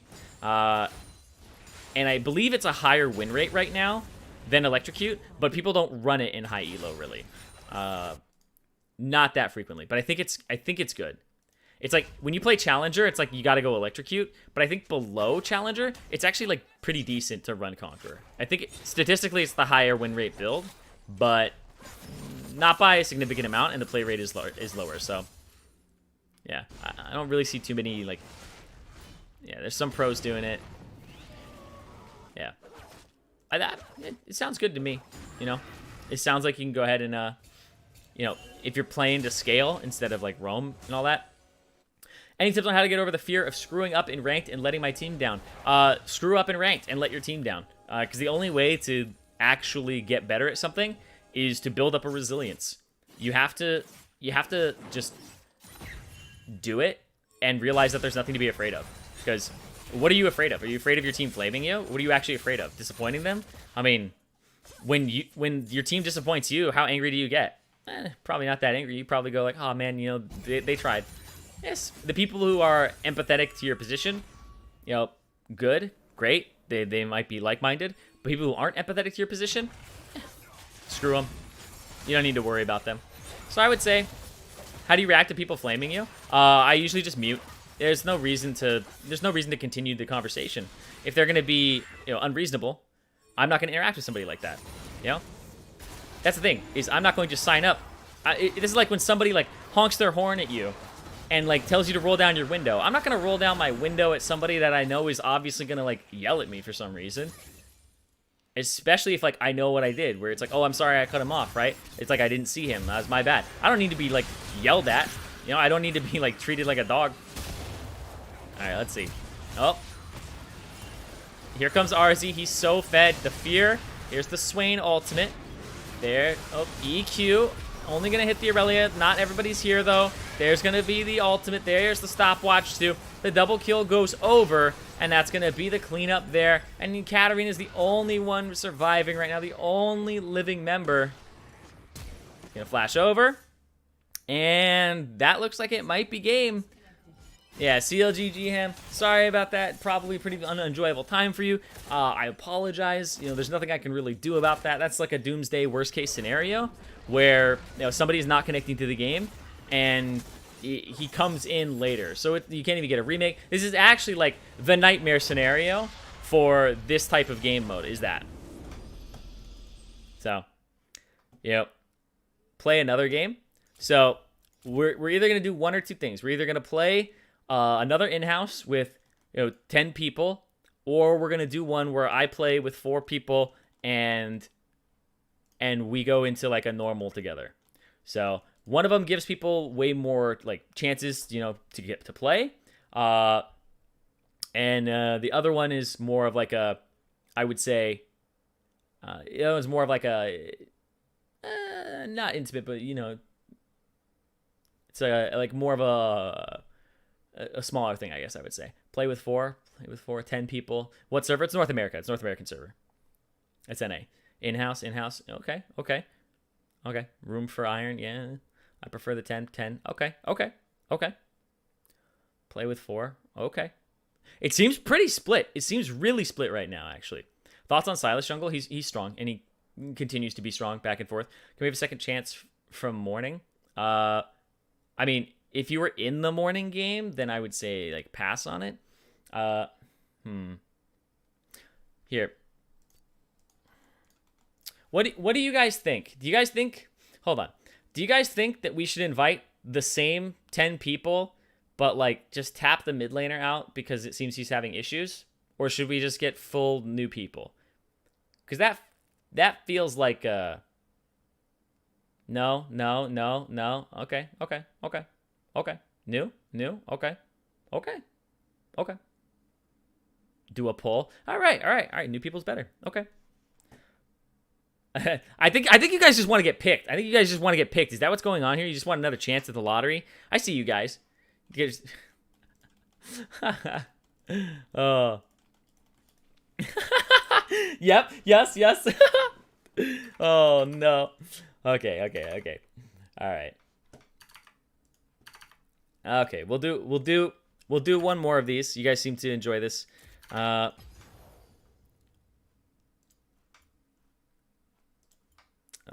me do this. Change the scene. Cool. All right. If you are in the appropriate ELO bracket for this, let's look at TomTom202. TomTom202, you are a good player. You are a good player for the most part. Okay, we'll get TomTom in here as our first person. TomTom202. Let's get Charles3313. See what he's got. Sorry, op.gg, you guys, just to make sure that you're not gonna like smurf on the game. Like this guy here, like Charles. I think like, dang it. So this is tough because Charles actually has like really good win ratios in Gold 3. Like he's like 58%, which is definitely like about. He's got like a 65% like Garen, a 68% Tryndamere. He's like a split pushing god. 73% on Darius, and these are all above 30 games, by the way. So I'm kind of like, that's like you're probably gonna hit platinum. So I'm gonna say pass on that one. So like, don't worry, we'll have a day where it's like we can get the platinums in, we can get the people who are like maybe a little bit better.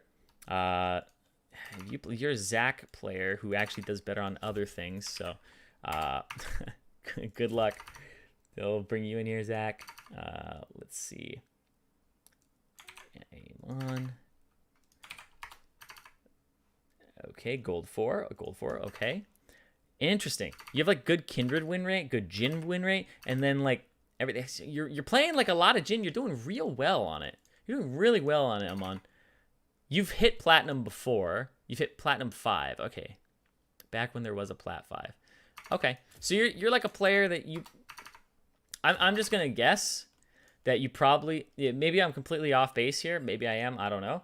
I'm gonna take a guess and say that you either took a big break from the game and you like didn't play after you hit platinum, and you just kind of like were like, oh, okay, I hit plat, that was my goal, and like season 9 can't really get back up there, but you're not like playing as much or something, or you're somebody who you end up tilting a bit after some losses. I'm not sure, but we'll see in this game, because I think you're probably on the higher side of skill for players, but don't think you're like. Basically, what I'm saying is I don't think you're your true elo right now. That's what I'll say. Okay, Fox of Deception. Okay, what is this? Gold 1.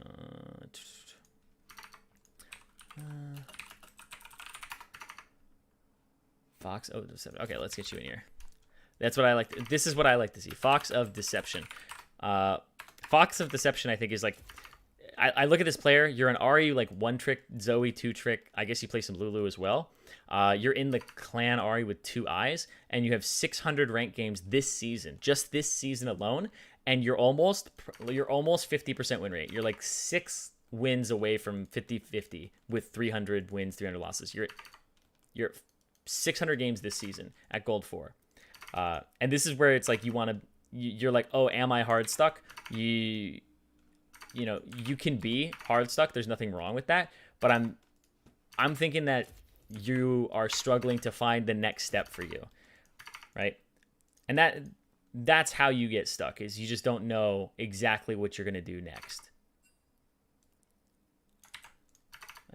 Let's see. You're like, what's this? You're like, I struggle at this part of the game. All right, what do I got? Silver 3 silvers. Okay, wait.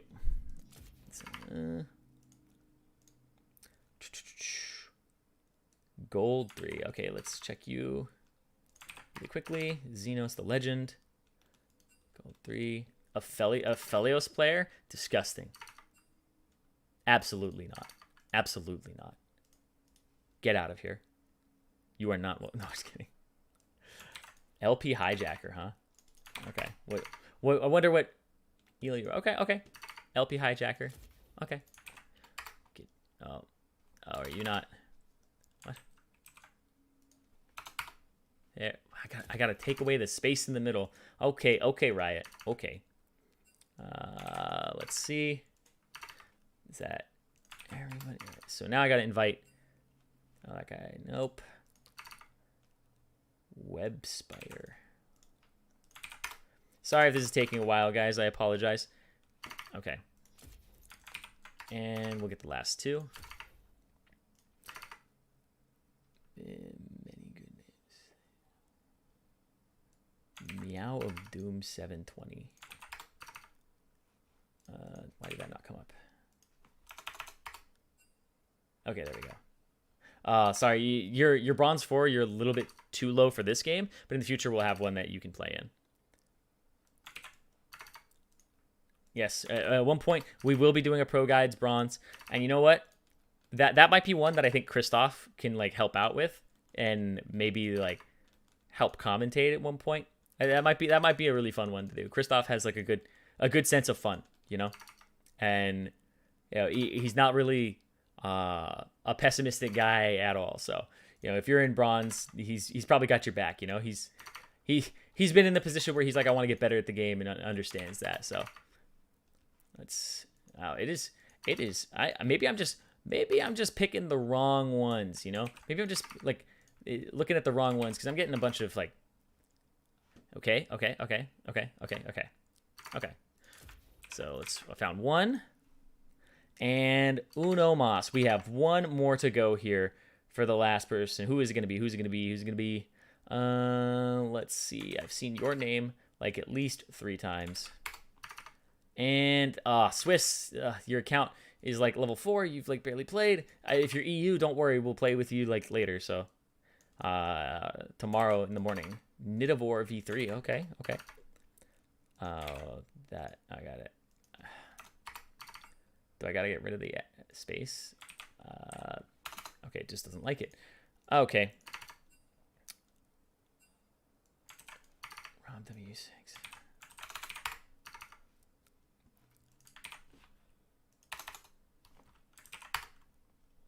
Why is it doing that? Okay, hold on.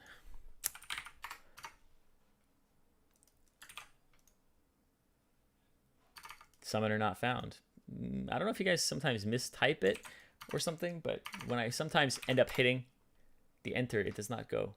Bronze 2, okay. Sometimes you guys hit me with the wrong what? Goop. What was wrong? Was there something wrong with Goop? What did I see? I put Goop in. You're silver 4, and you had like, but oh yeah, you're silver 4, but you're a good player. You probably actually you could probably hang with these guys. So let's put you in, and let's put you in. Let's get these 2 guys in there, and I'm gonna jump down. There we go. Let's see. Hold on. What do we got? What we got? Silver, gold, silver, gold, silver, silver, gold, silver, gold, silver. Okay. Let's do it this way. There's a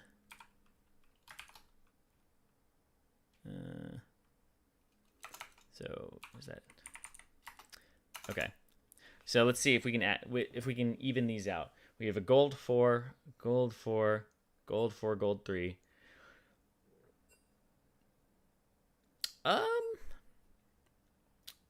Me go left.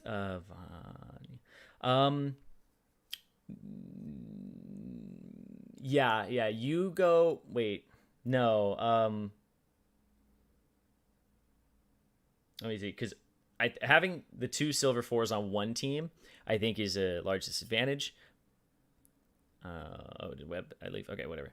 Having the 2 silver 4s on one side is a bit of a disadvantage. So I would say, having one of them jump over to the other side. So let's swap Goop and Tom Tom. Goop and Tom Tom, if you guys can swap. Yeah. You like your team? Well, you're obviously going to like your team. So Goop and Tom Tom, if you guys can swap. Thank you. Oh, there you go, Tom. Perfect. All right. And when you guys are ready, you guys can start. We'll get into our second game, basically to make up for the other one. I'm supposed to stop the stream at 6, but you know, I'm gonna do it because you know it's not enough time. So it's not enough time to like actually have this go the way we want it to. And, you know, like I said, it's a doomsday situation. It's something that cannot really be predicted. So there's not much I can do about that. All I can do is roll with the punches. And I'm just saying, you know, that last game was like the coronavirus, you know? Like, it sucks, it's happening, and, you know, nobody's really enjoying it, but you just got to figure out what you're going to do next, right? What are you going to do next? I'm not going to fixate on the past. I'm going to move forward. We're going to do another game. Maybe you have to put in some extra time. You know, maybe that's not going to be ideal, but that's what I'm going to do, because, you know, you got to deal with what you're, you know, dealt. So, and what server are you playing? This is North America.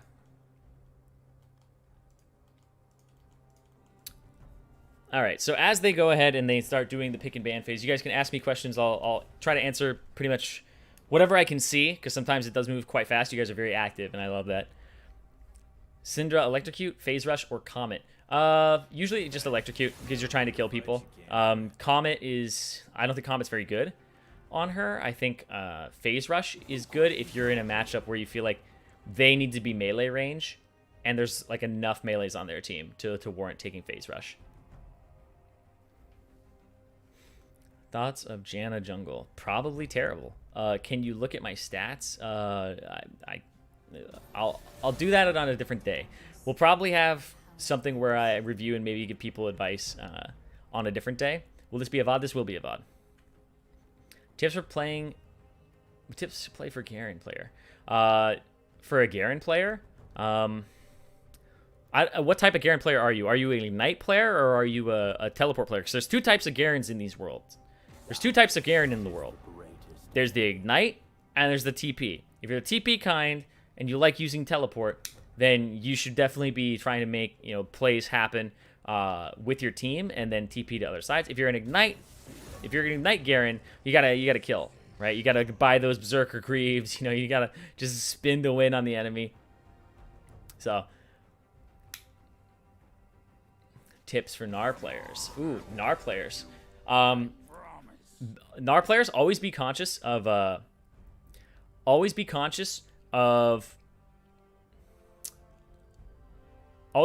your bar relative to the fight. So the best Gnar players that I ever play with, I always go, wow, he had Mega Gnar up right in time for that fight. It's because it's planned for him, right? They're doing things where they're managing their bar, and they're getting it like not high enough that they would eat enough poke to, you know, get transformed early if they were in a poke war. So if you're up against a poke team, you need to make sure that you have a little bit of wiggle room if you're going to do a dance with them before you go in, but know like how to manage that. Don't have like half, have like a little bit over half, but don't have enough where it's like 90 and you're about to change, because then you're forced to go in. So a few autos, and then you'll be able to just bounce on over. How can I climb as a top laner? One of the best ways to climb as a top laner is to pay attention to a different lane. So unless you are much better than the person you're playing against, which, you know, granted, that's how like TF Blade will climb, a lot of other people will climb, it's just being substantially better than their opponent, and that is a lane that almost never gets attention from junglers because it's opposite the side of the dragon. So what will end up happening is that lane will just be abandoned, and if the person is way better than you, they will freeze on you, they will punish you, they will kill you multiple times, or they will force the jungler to come up, and when junglers don't want to go, then the freeze can't be broken. So I would say focus on learning how to freeze and manipulate minion waves. This goes across like all top laners, so that when you get an advantage, you can constantly punish them. You can just kill them. Like, that's the thing, is once somebody dies to you, it is now more likely that they die to you in the future because you have more gold than them, right? So statistically, you actually have more combat stats, and you want to make that gap larger and larger and larger so that they're just constantly easy to kill. So learning how to freeze minion waves, and also learning that when you're in a matchup where you aren't getting a lead over your enemy because you aren't substantially better than them, learning to roam mid, learning clever ways to roam mid, because what you can do is you can back, and instead of running straight top, you just run straight mid. You run mid to the top bush of mid, the pixel bush, and then you gank mid, and then you go back up top if the guy's gankable. Otherwise, you just roam down there, and then you go up the river, and then you place a ward in the river on your way up to protect you, and then you just end up in the lane. So I main Evelynn. Any tips to get past gold elo? Evelynn is a very tough jungler because she does a lot of damage, and you have to manage that. You can't be too hungry for things. Don't go for 50-50s or 60-40s. Look for like the almost surefire thing late game. Early game, take the 50-50s. It's fine. You can just know that you can also tap W, and W will give you the shred. If you just tap it, you don't have to wait for the heart to show. You just tap it, go. So I've seen like Evelynn's, one trick Evelynn's just like WE when the person's right in their face, and just do that very quickly. So that they don't give themselves away, right, with like the forming of a heart on top of the person's head. The other thing too is you wanna be able to get Dark Seal, and Dark Seal is like a really big thing for her. If you start getting kills, then you do a really like good job at making sure you snowball, which is her whole thing. So let's see. Okay, we're in the 3-minute spectator delay really quickly. But the last thing I wanted to talk about was the the WE slows them by 65%. It doesn't charm them, it slows them. Yep. Yeah, okay. Yeah. It's like it's a lower duration. Yeah. So, yeah. Yep. Okay. I think. Where is this? Maybe it takes.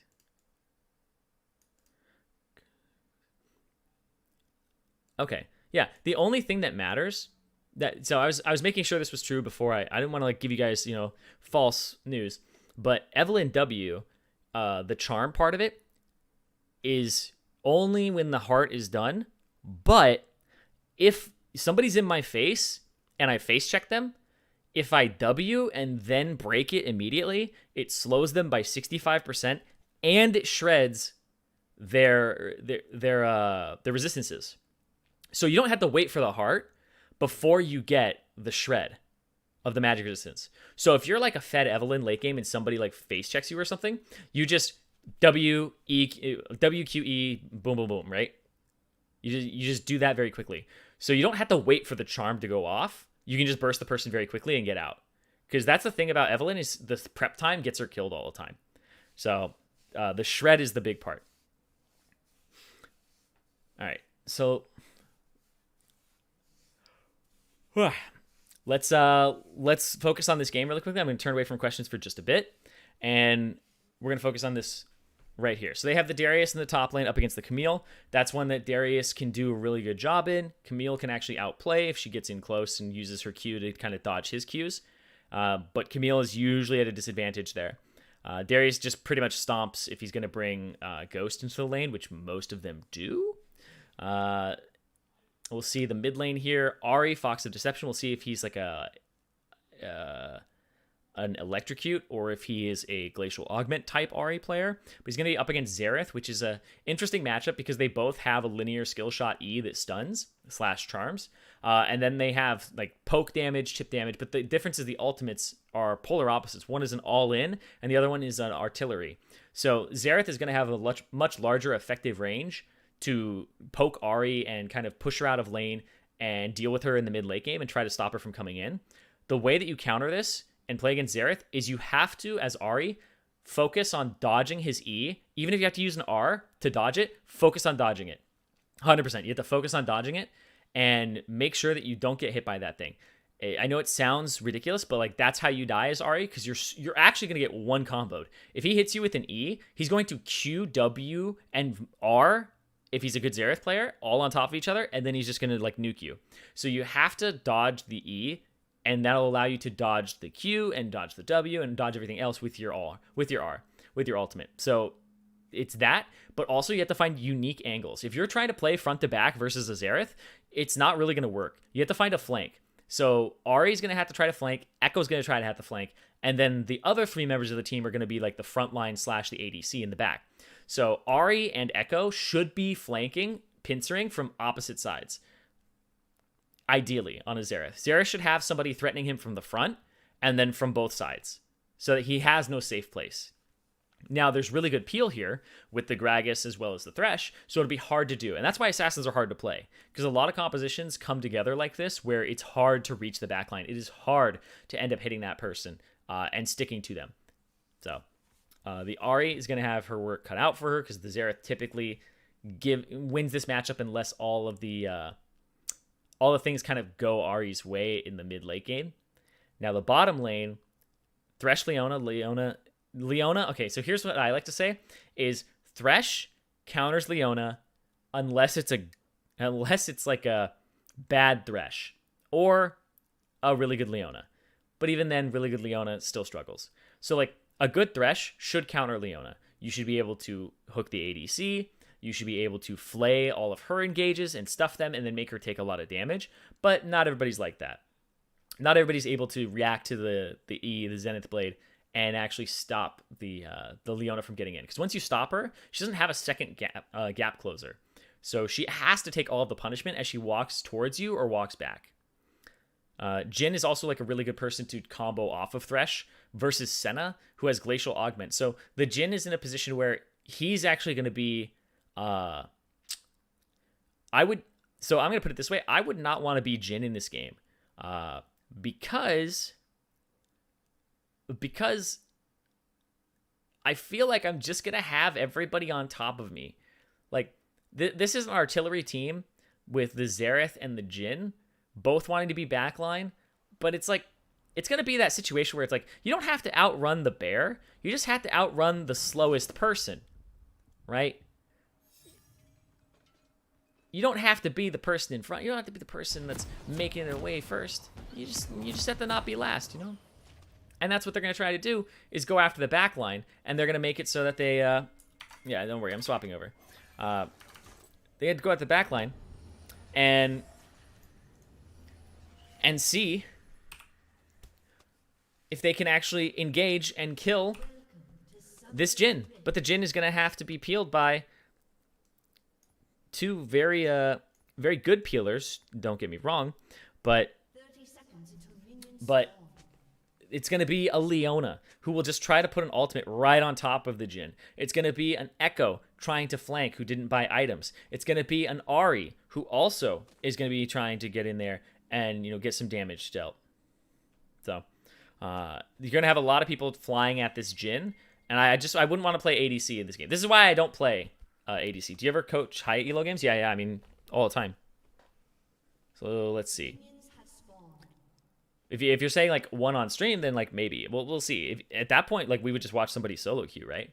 Or take some of you guys. Tips on Predator, Morgana, Jungle, or Dark Harvest. I'm not going to be answering any more questions in the chat. I think I did that a lot here. I'm going to be talking more about this game, and you guys can give your opinions on the game and point out some things that you think. We see that Echo already did the ward to protect the blue, and then he swapped to having a sweeper. A lot of junglers do this. I do this. I've been doing it for a while. It got nerfed, but it's still good. It's still good, because then you should have a sweeper for your first gank.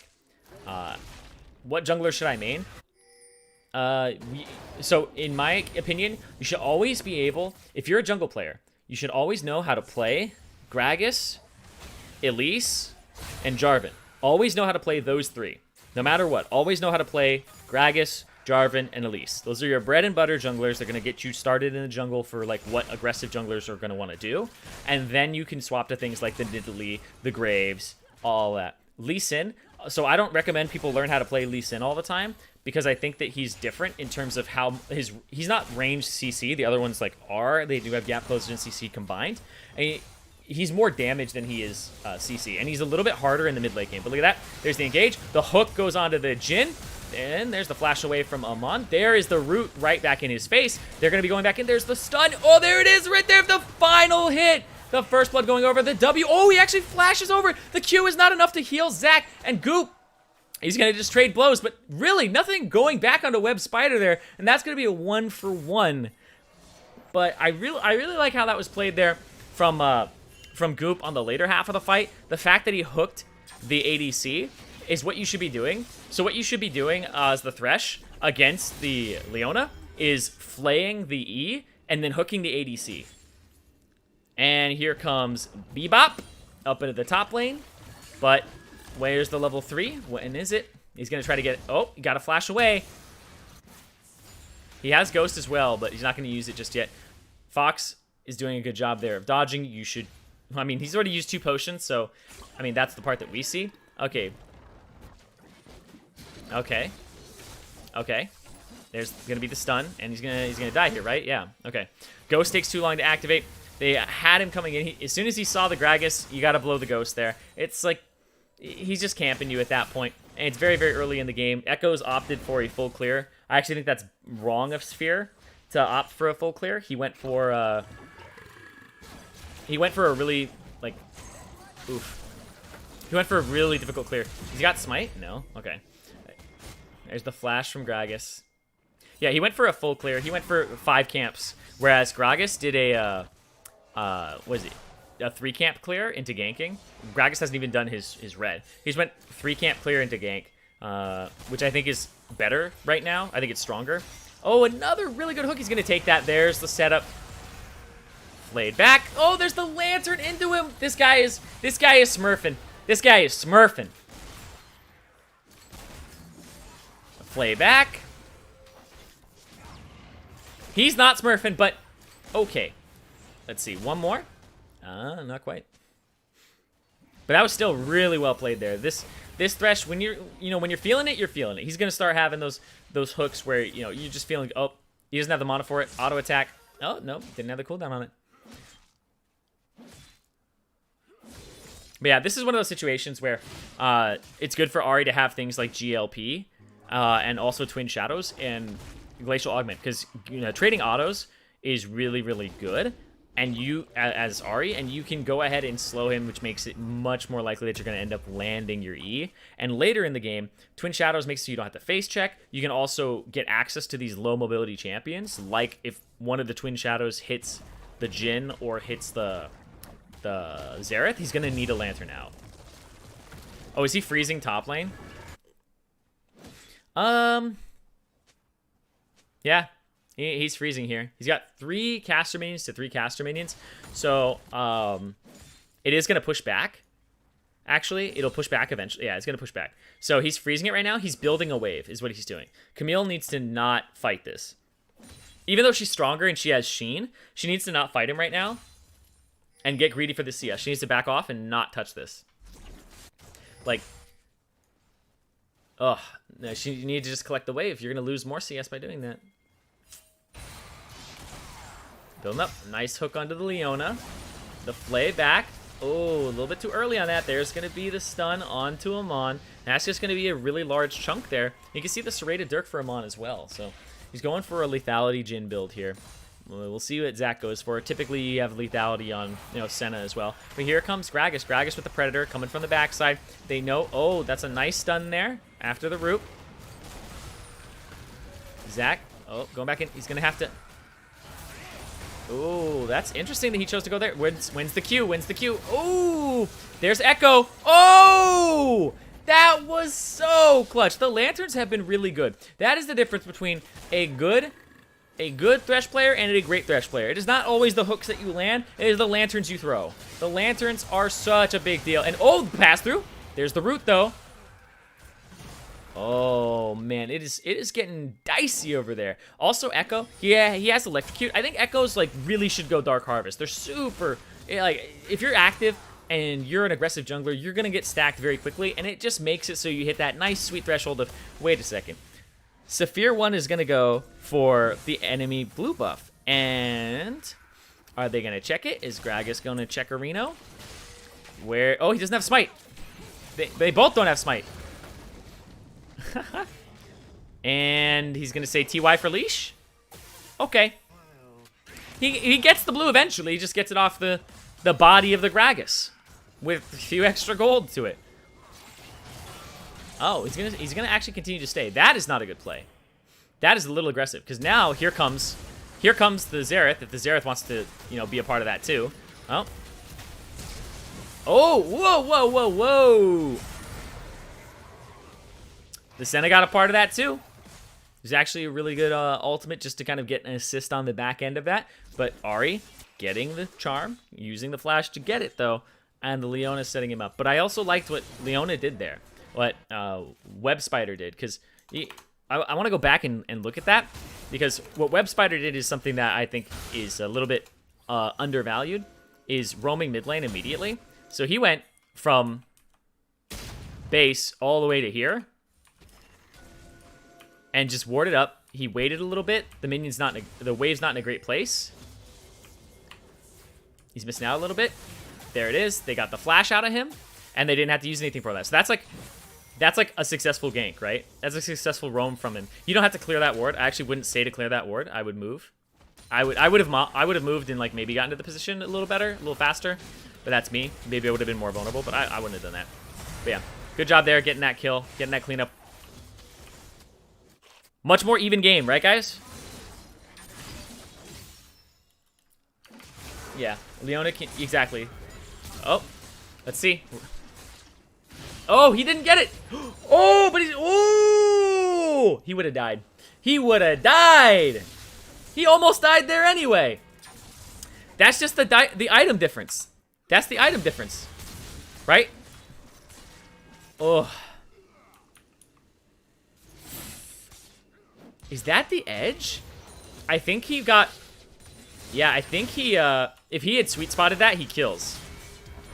Right? But it looks like he's, like, stuck here. Yeah, it looks like he's, like, stuck here. Oof. Oof, oof, oof.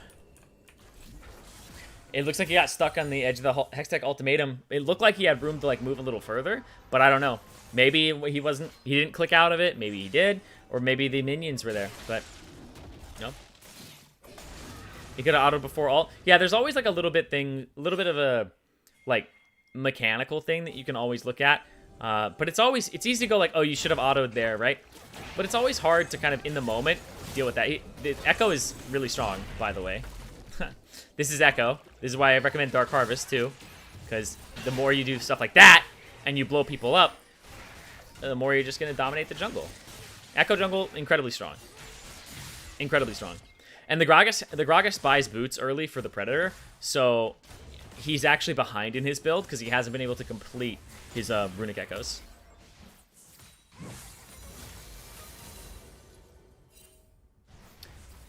And that's gonna actually... Ooh, okay.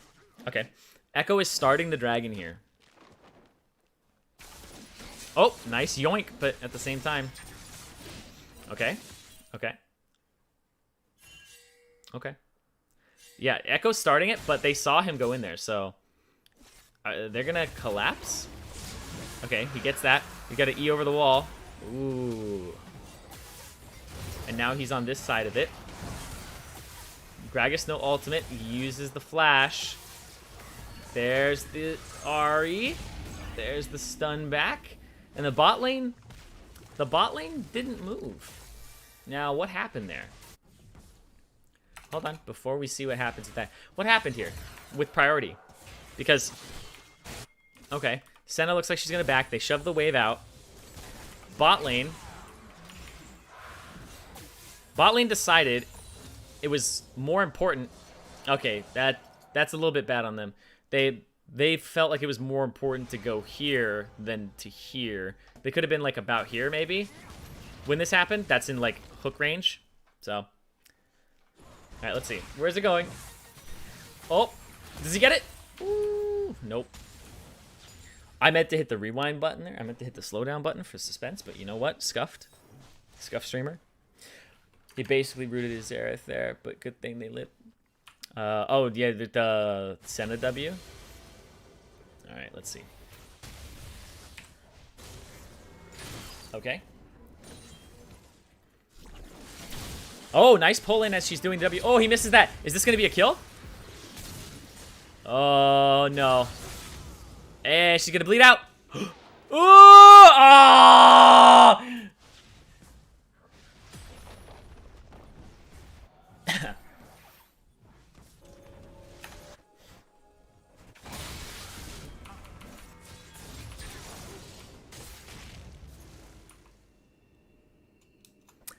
What happened? This was going so well for him, but he's level 9 to the level 7. Misses it all. Hits him with the W there. The flash comes out. Probably should have gotten an auto there before he did the Q. Maybe could have autoed there as well. Gets that auto in finally. And... How low? How low? What's the HP? What's the tick? 12? Yeah. He should have probably started his Q animation and then flashed instead of flashing and then walking at him and starting the Q next to him. As one of the things is Darius that you should really master is the Q wind up into flash, because at that point he can't really buffer it on you. He's gonna have to do it before you even flash. He's gonna have to press R on you to try and dodge it. Oh, that's such a good ultimate. That's the sweet spot right there. There's the stun lock. Really well done. Where's the W? Senna got an ulti. She's got an ulti. And not gonna go for it. I don't know what happened with the W there, because that should be a killer combo, right? You should be able to get the W on him, but I think maybe minions were in the way. I wasn't paying close enough attention to that. How many stacks is Senna at? Because the stacks matter. 18. Okay. That's actually not a lot at all. So, I mean, it's 12 minutes. He's been getting a little bit more of that. Okay, they're trying to bully the Camille now. Yoinked back in, and that's an easy kill that time. See, look at that. That was real simple. Real simple. Don't look, my bronze is showing. Oh, it's okay, man. We're all like, you know, we aren't quite bronze. We aren't quite silver, gold, platinum, whatever. We're all kind of like an alloy, you know. We're all made up of all these different things. Sometimes we're a little bit bronze.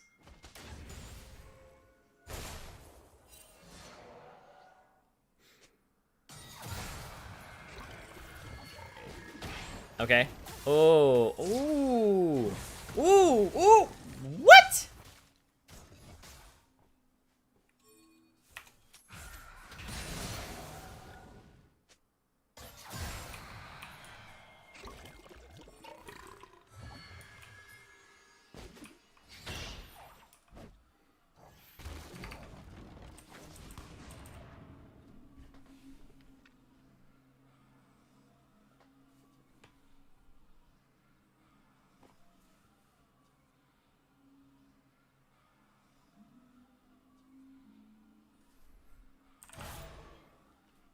Okay. That doesn't hit. That one doesn't hit. All right. What about this one?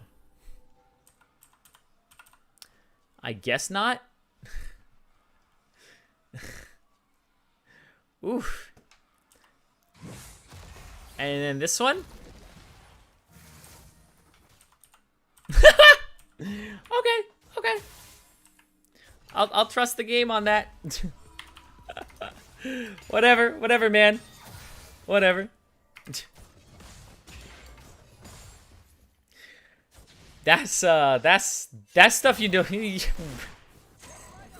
don't know how that just happened. I mean, I'm so used to like nutty hitboxes. Oh, there's the nutty hitbox. There's the stun combo. They're just bullying this Gragas. This Gragas is 6 to the level 8. Oh, speaking of getting bullied though, Web Spider's gonna be up against 3 people here, or 2 people now. Oh, he goes down, but Goop, he's gonna get smacked by the Echo. Echo can go ahead and go for the dive because he has ultimate. He's just gonna go back, gets that kill. Here comes the Zereth. Oh, actually throws the E out. Now he's completely vulnerable. Damage coming through. He's actually gonna get that soul, yoink it, and just leave. And that's gonna be a huge pickup there, especially for the Echo. Now, Echo is snowballing. Saphir 1 is doing great. Like you guys are saying, jungle difference, but at the same time, this is one where it's just like, it's Echo, bro. Echo, snowball, he's got a dark seal, he's ready to pop off. Thoughts on J4 last game? Pretty good EQ flash. Only thing is, like, I would have flash EQ'd there to try and get more flashes, because there were like 3 people on top of each other before. Oh, ooh, okay. Hits him with the Q. Where's Leona going? Leona coming mid, okay. Leona's trying to do work here. You know, Leona's trying to do some work. She's trying to, like, She's trying to go. Echo? Alright, and Echo's just gonna be cleanup blue. Yeah, he's gonna go. Can I play too? Alright. Oh, he ate the stun. Didn't quite get the return on that. So that's Xerath Barrier and Flash. That's a good, successful gank. Gets it. Doesn't overdive. She's trying to do too much. I mean, sometimes that's called overplaying, is what I call it. It's where, like, somebody is performing poorly on your team, and you feel like you have to carry. So you do things that you normally wouldn't, right? You, like, dive to try. You make riskier plays than you normally would. But here comes Echo. Echo has ultimate again from the other side. He's going to try to get the stun here. Stun actually successful. Comes back. Easy clap. He's done. He's done. Oh, there it is. Ultimate to follow. There it is. Double stun. There's the root coming through. That's going to be a clean kill on the Jhin. Is this going to be a double? The Flay. Heal. And brah. Guess him with the double kill. And this Senna Leona bottom lane is nasty. That CC is nutty. Now, this is one of those moments where I sit there as Jhin and I go, man, I bought Swifties. Maybe I should have got Merc Treads against this team. You know? Like, I think Merc Treads is probably the answer here because Ahri, Echo, Leona, and even Senna all have some pretty hard, long-lasting CC. And some of them, a lot of them do magic damage. So I'd probably get the Merc Treads here as the Jhin. Because the Swifties, not going to do much for me. You know? I'm not using them to dodge these skill shots anyway, apparently. Blue team only has broken champions. Come on. I mean, hey, man, I'm just saying. I wouldn't consider Ahri broken. I would say everybody else on that team is busted, though. Everybody else on that team is, like, S tier. Yeah, everyone else on that team is pretty S tier. In terms of champions. But the Ahri one tricks it, so. On the right side, though, it's like Gragas pretty good. Not S tier. Yeah, I wouldn't want to be the Jhin in this game. Remember when I said I wouldn't want to be the Jhin in this game? This is what I mean. I don't want to be the Jhin in this game. It's only gonna get worse. Oh, here comes. Oh, he's dead. Yep. He knows that he got the flash from earlier. This Echo's gonna snowball just super hard. He's just gonna. Oh, he's just gonna bully. Yeah, he's invading. He's bullying a lot. Hold up, 1 second. Did I mess this up?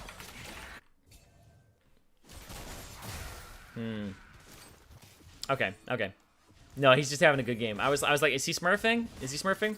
No, he goes between like inting games and popping off. Like he's got games where he's got like 23 kills on Echo, 16 kills on Echo, and then he's got games where he's like 0-7 on Elise and like 10-9 on Echo, 1-7 on Echo. So he's like a big inter/tilter.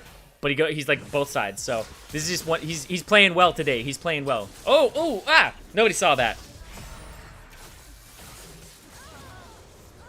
Nobody saw that. Poor Gragas. Ahri not broken. But the combo of Senna and Leona is triggering me. I know. Oh, let's see. Okay. Ooh. Oh, there's the root. There's the kill. Here comes the Echo. Nobody can deal with this guy. He is just so strong right now. He's just falling straight after. Oh, wait. Oh! Yep. He forced him to back. Oh, and there it is. There. Oh, that was just disgusting damage.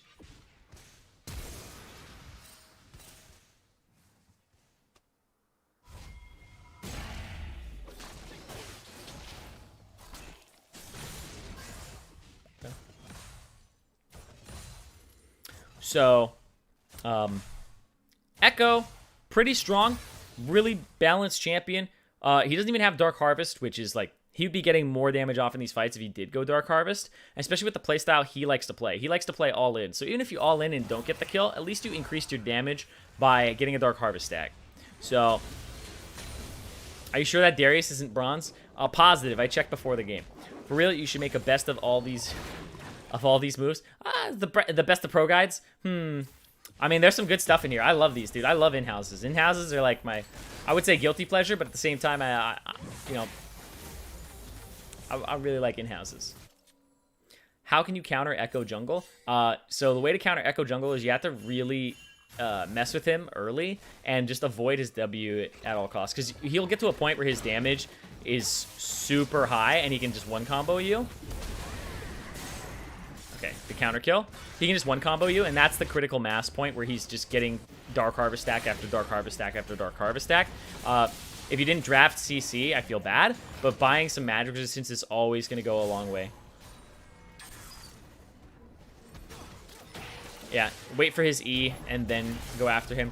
Don't be afraid of letting him go after the first time. Oh! Yeah, I was like, after he Rs, like, don't be afraid to let him go. If that's... Ooh! Don't be afraid to let him go and not waste other resources to chase him down, because sometimes he's just out.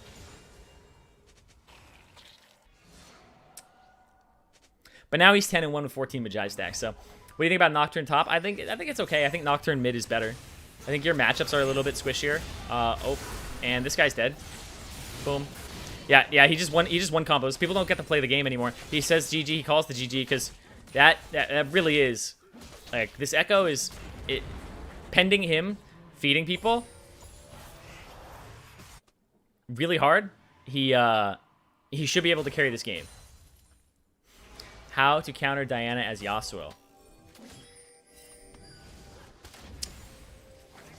I'm pretty sure you can win wall her Q. You can win wall her Q. You just have to kind of wait for that. But otherwise, like, she's tankier than you. More durable.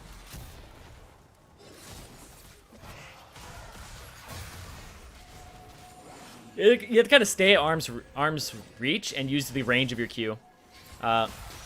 Ooh, nice. Like, you have to use the range of your Q as Yasuo, because it does have a range on it. It's not exactly melee. Oh, and wait, is this a kill back?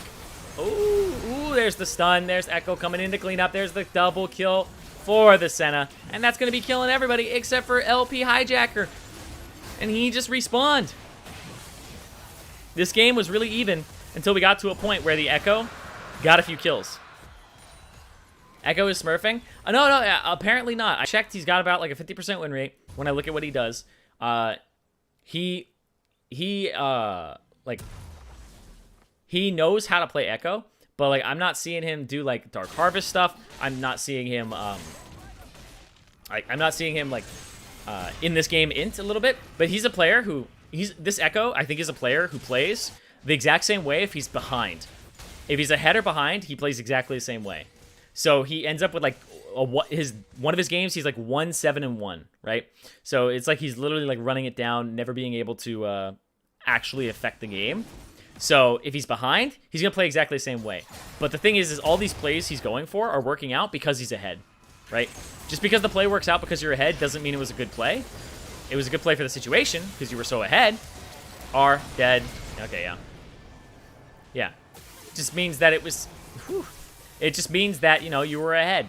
So he only has to focus on his early game and then have the rest of it be carried by the, you know, everything afterwards.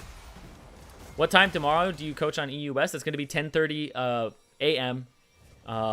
On the Pacific Coast. I'm not quite sure what that is. I think I know that it's like 9 hours ahead for Berlin, but I don't know if daylight savings time affects all that. He doesn't have ultimate yet. He's finally gonna die. There's 1,000 gold going over. Not quite for him. Oh, he still dies. There's the hook. Back into the turret. Gonna have the Senna ultimate for the support. Web Spider's gonna flash, but he's still gonna eat another turret shot. There's the root. There's the Zirene. Oh. Oh, he put it right on top of him that time. You saw that he was just kind of going back and forth.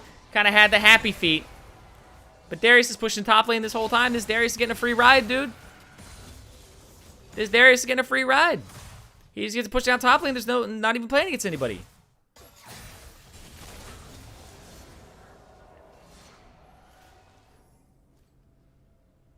And now it's like the Echo did get shut down. He did die. The Echo, like 1,000 gold, went to Camille, which is a good person to have it on.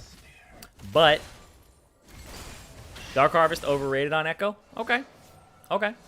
I mean, it doesn't help you get like the initial kills, but Echo doesn't really need help with that, to my opinion. To my knowledge, let's see.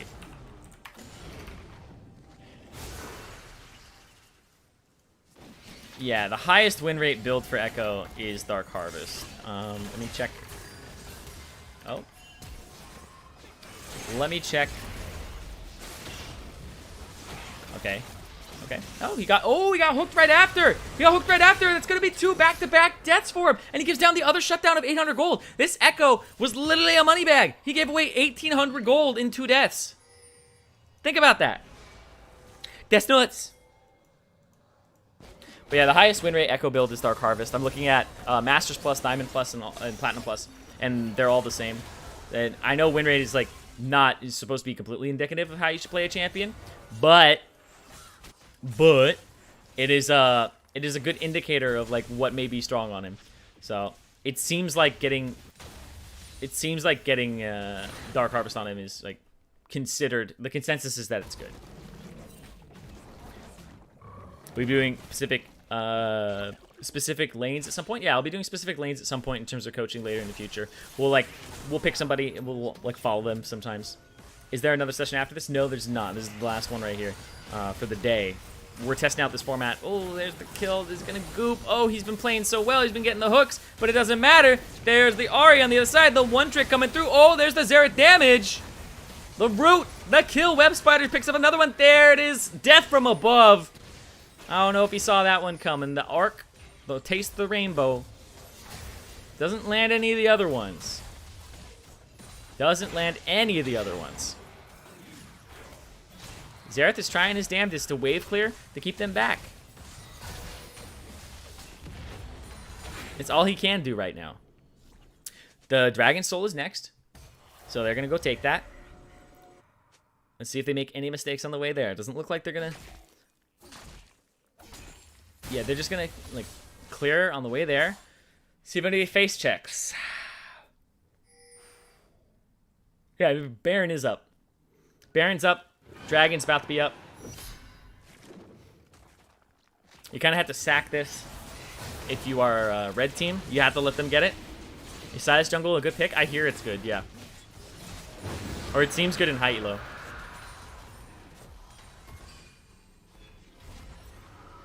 Gunblade Ari, huh? Okay. Echo lost a lot of stacks off that. He gave away 1,800 gold, and then he also lost, like, I don't even know. He lost something like 14 stacks, so...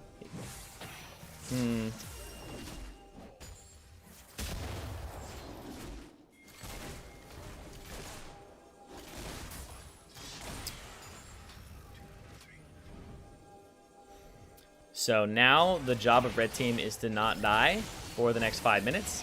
Try to make something happen. Here comes Darius. Ooh, it's going to be so hard, though. Yeah. Oh, whoa! He threw that one all the way to the side. Is this going to be the Xerath dying? I think he might die here. Yeah, he's dead. That's going to be another kill going over. Bebop, though, he's just going to get yoinked. Dead. That's another hit there. And that might be GG. Amon, he is flashing. He's running for his life. The flash is almost up for Saphir here. And they're just going to chase him all the way into the base. They have the Dragon Soul. They have the regen. They have the turret. And they're going to have this game as well. Oh, that's going to connect. Whoa, actually just Attack on Titans himself straight into the fountain. That's a yoink right back. And another kill going over. There's one for the road right there. And that's honestly going to be a pretty quick game, 28 minutes. It was really even at the start, but there were some crucial points where there was a lot of kind of pickups there for the Echo. And I think when Echo is active early and he starts picking up kills like that, that's when the game starts snowballing out of control for him. And you saw what Echo did. Echo did a full clear, and he got punished for it by the Gragas. But then what Echo did is Echo tried to engage on the Gragas, had to back off of the Scuttle Crab. Then he was like, okay, my advantage is I'm going to be higher level than the Gragas because I have actually...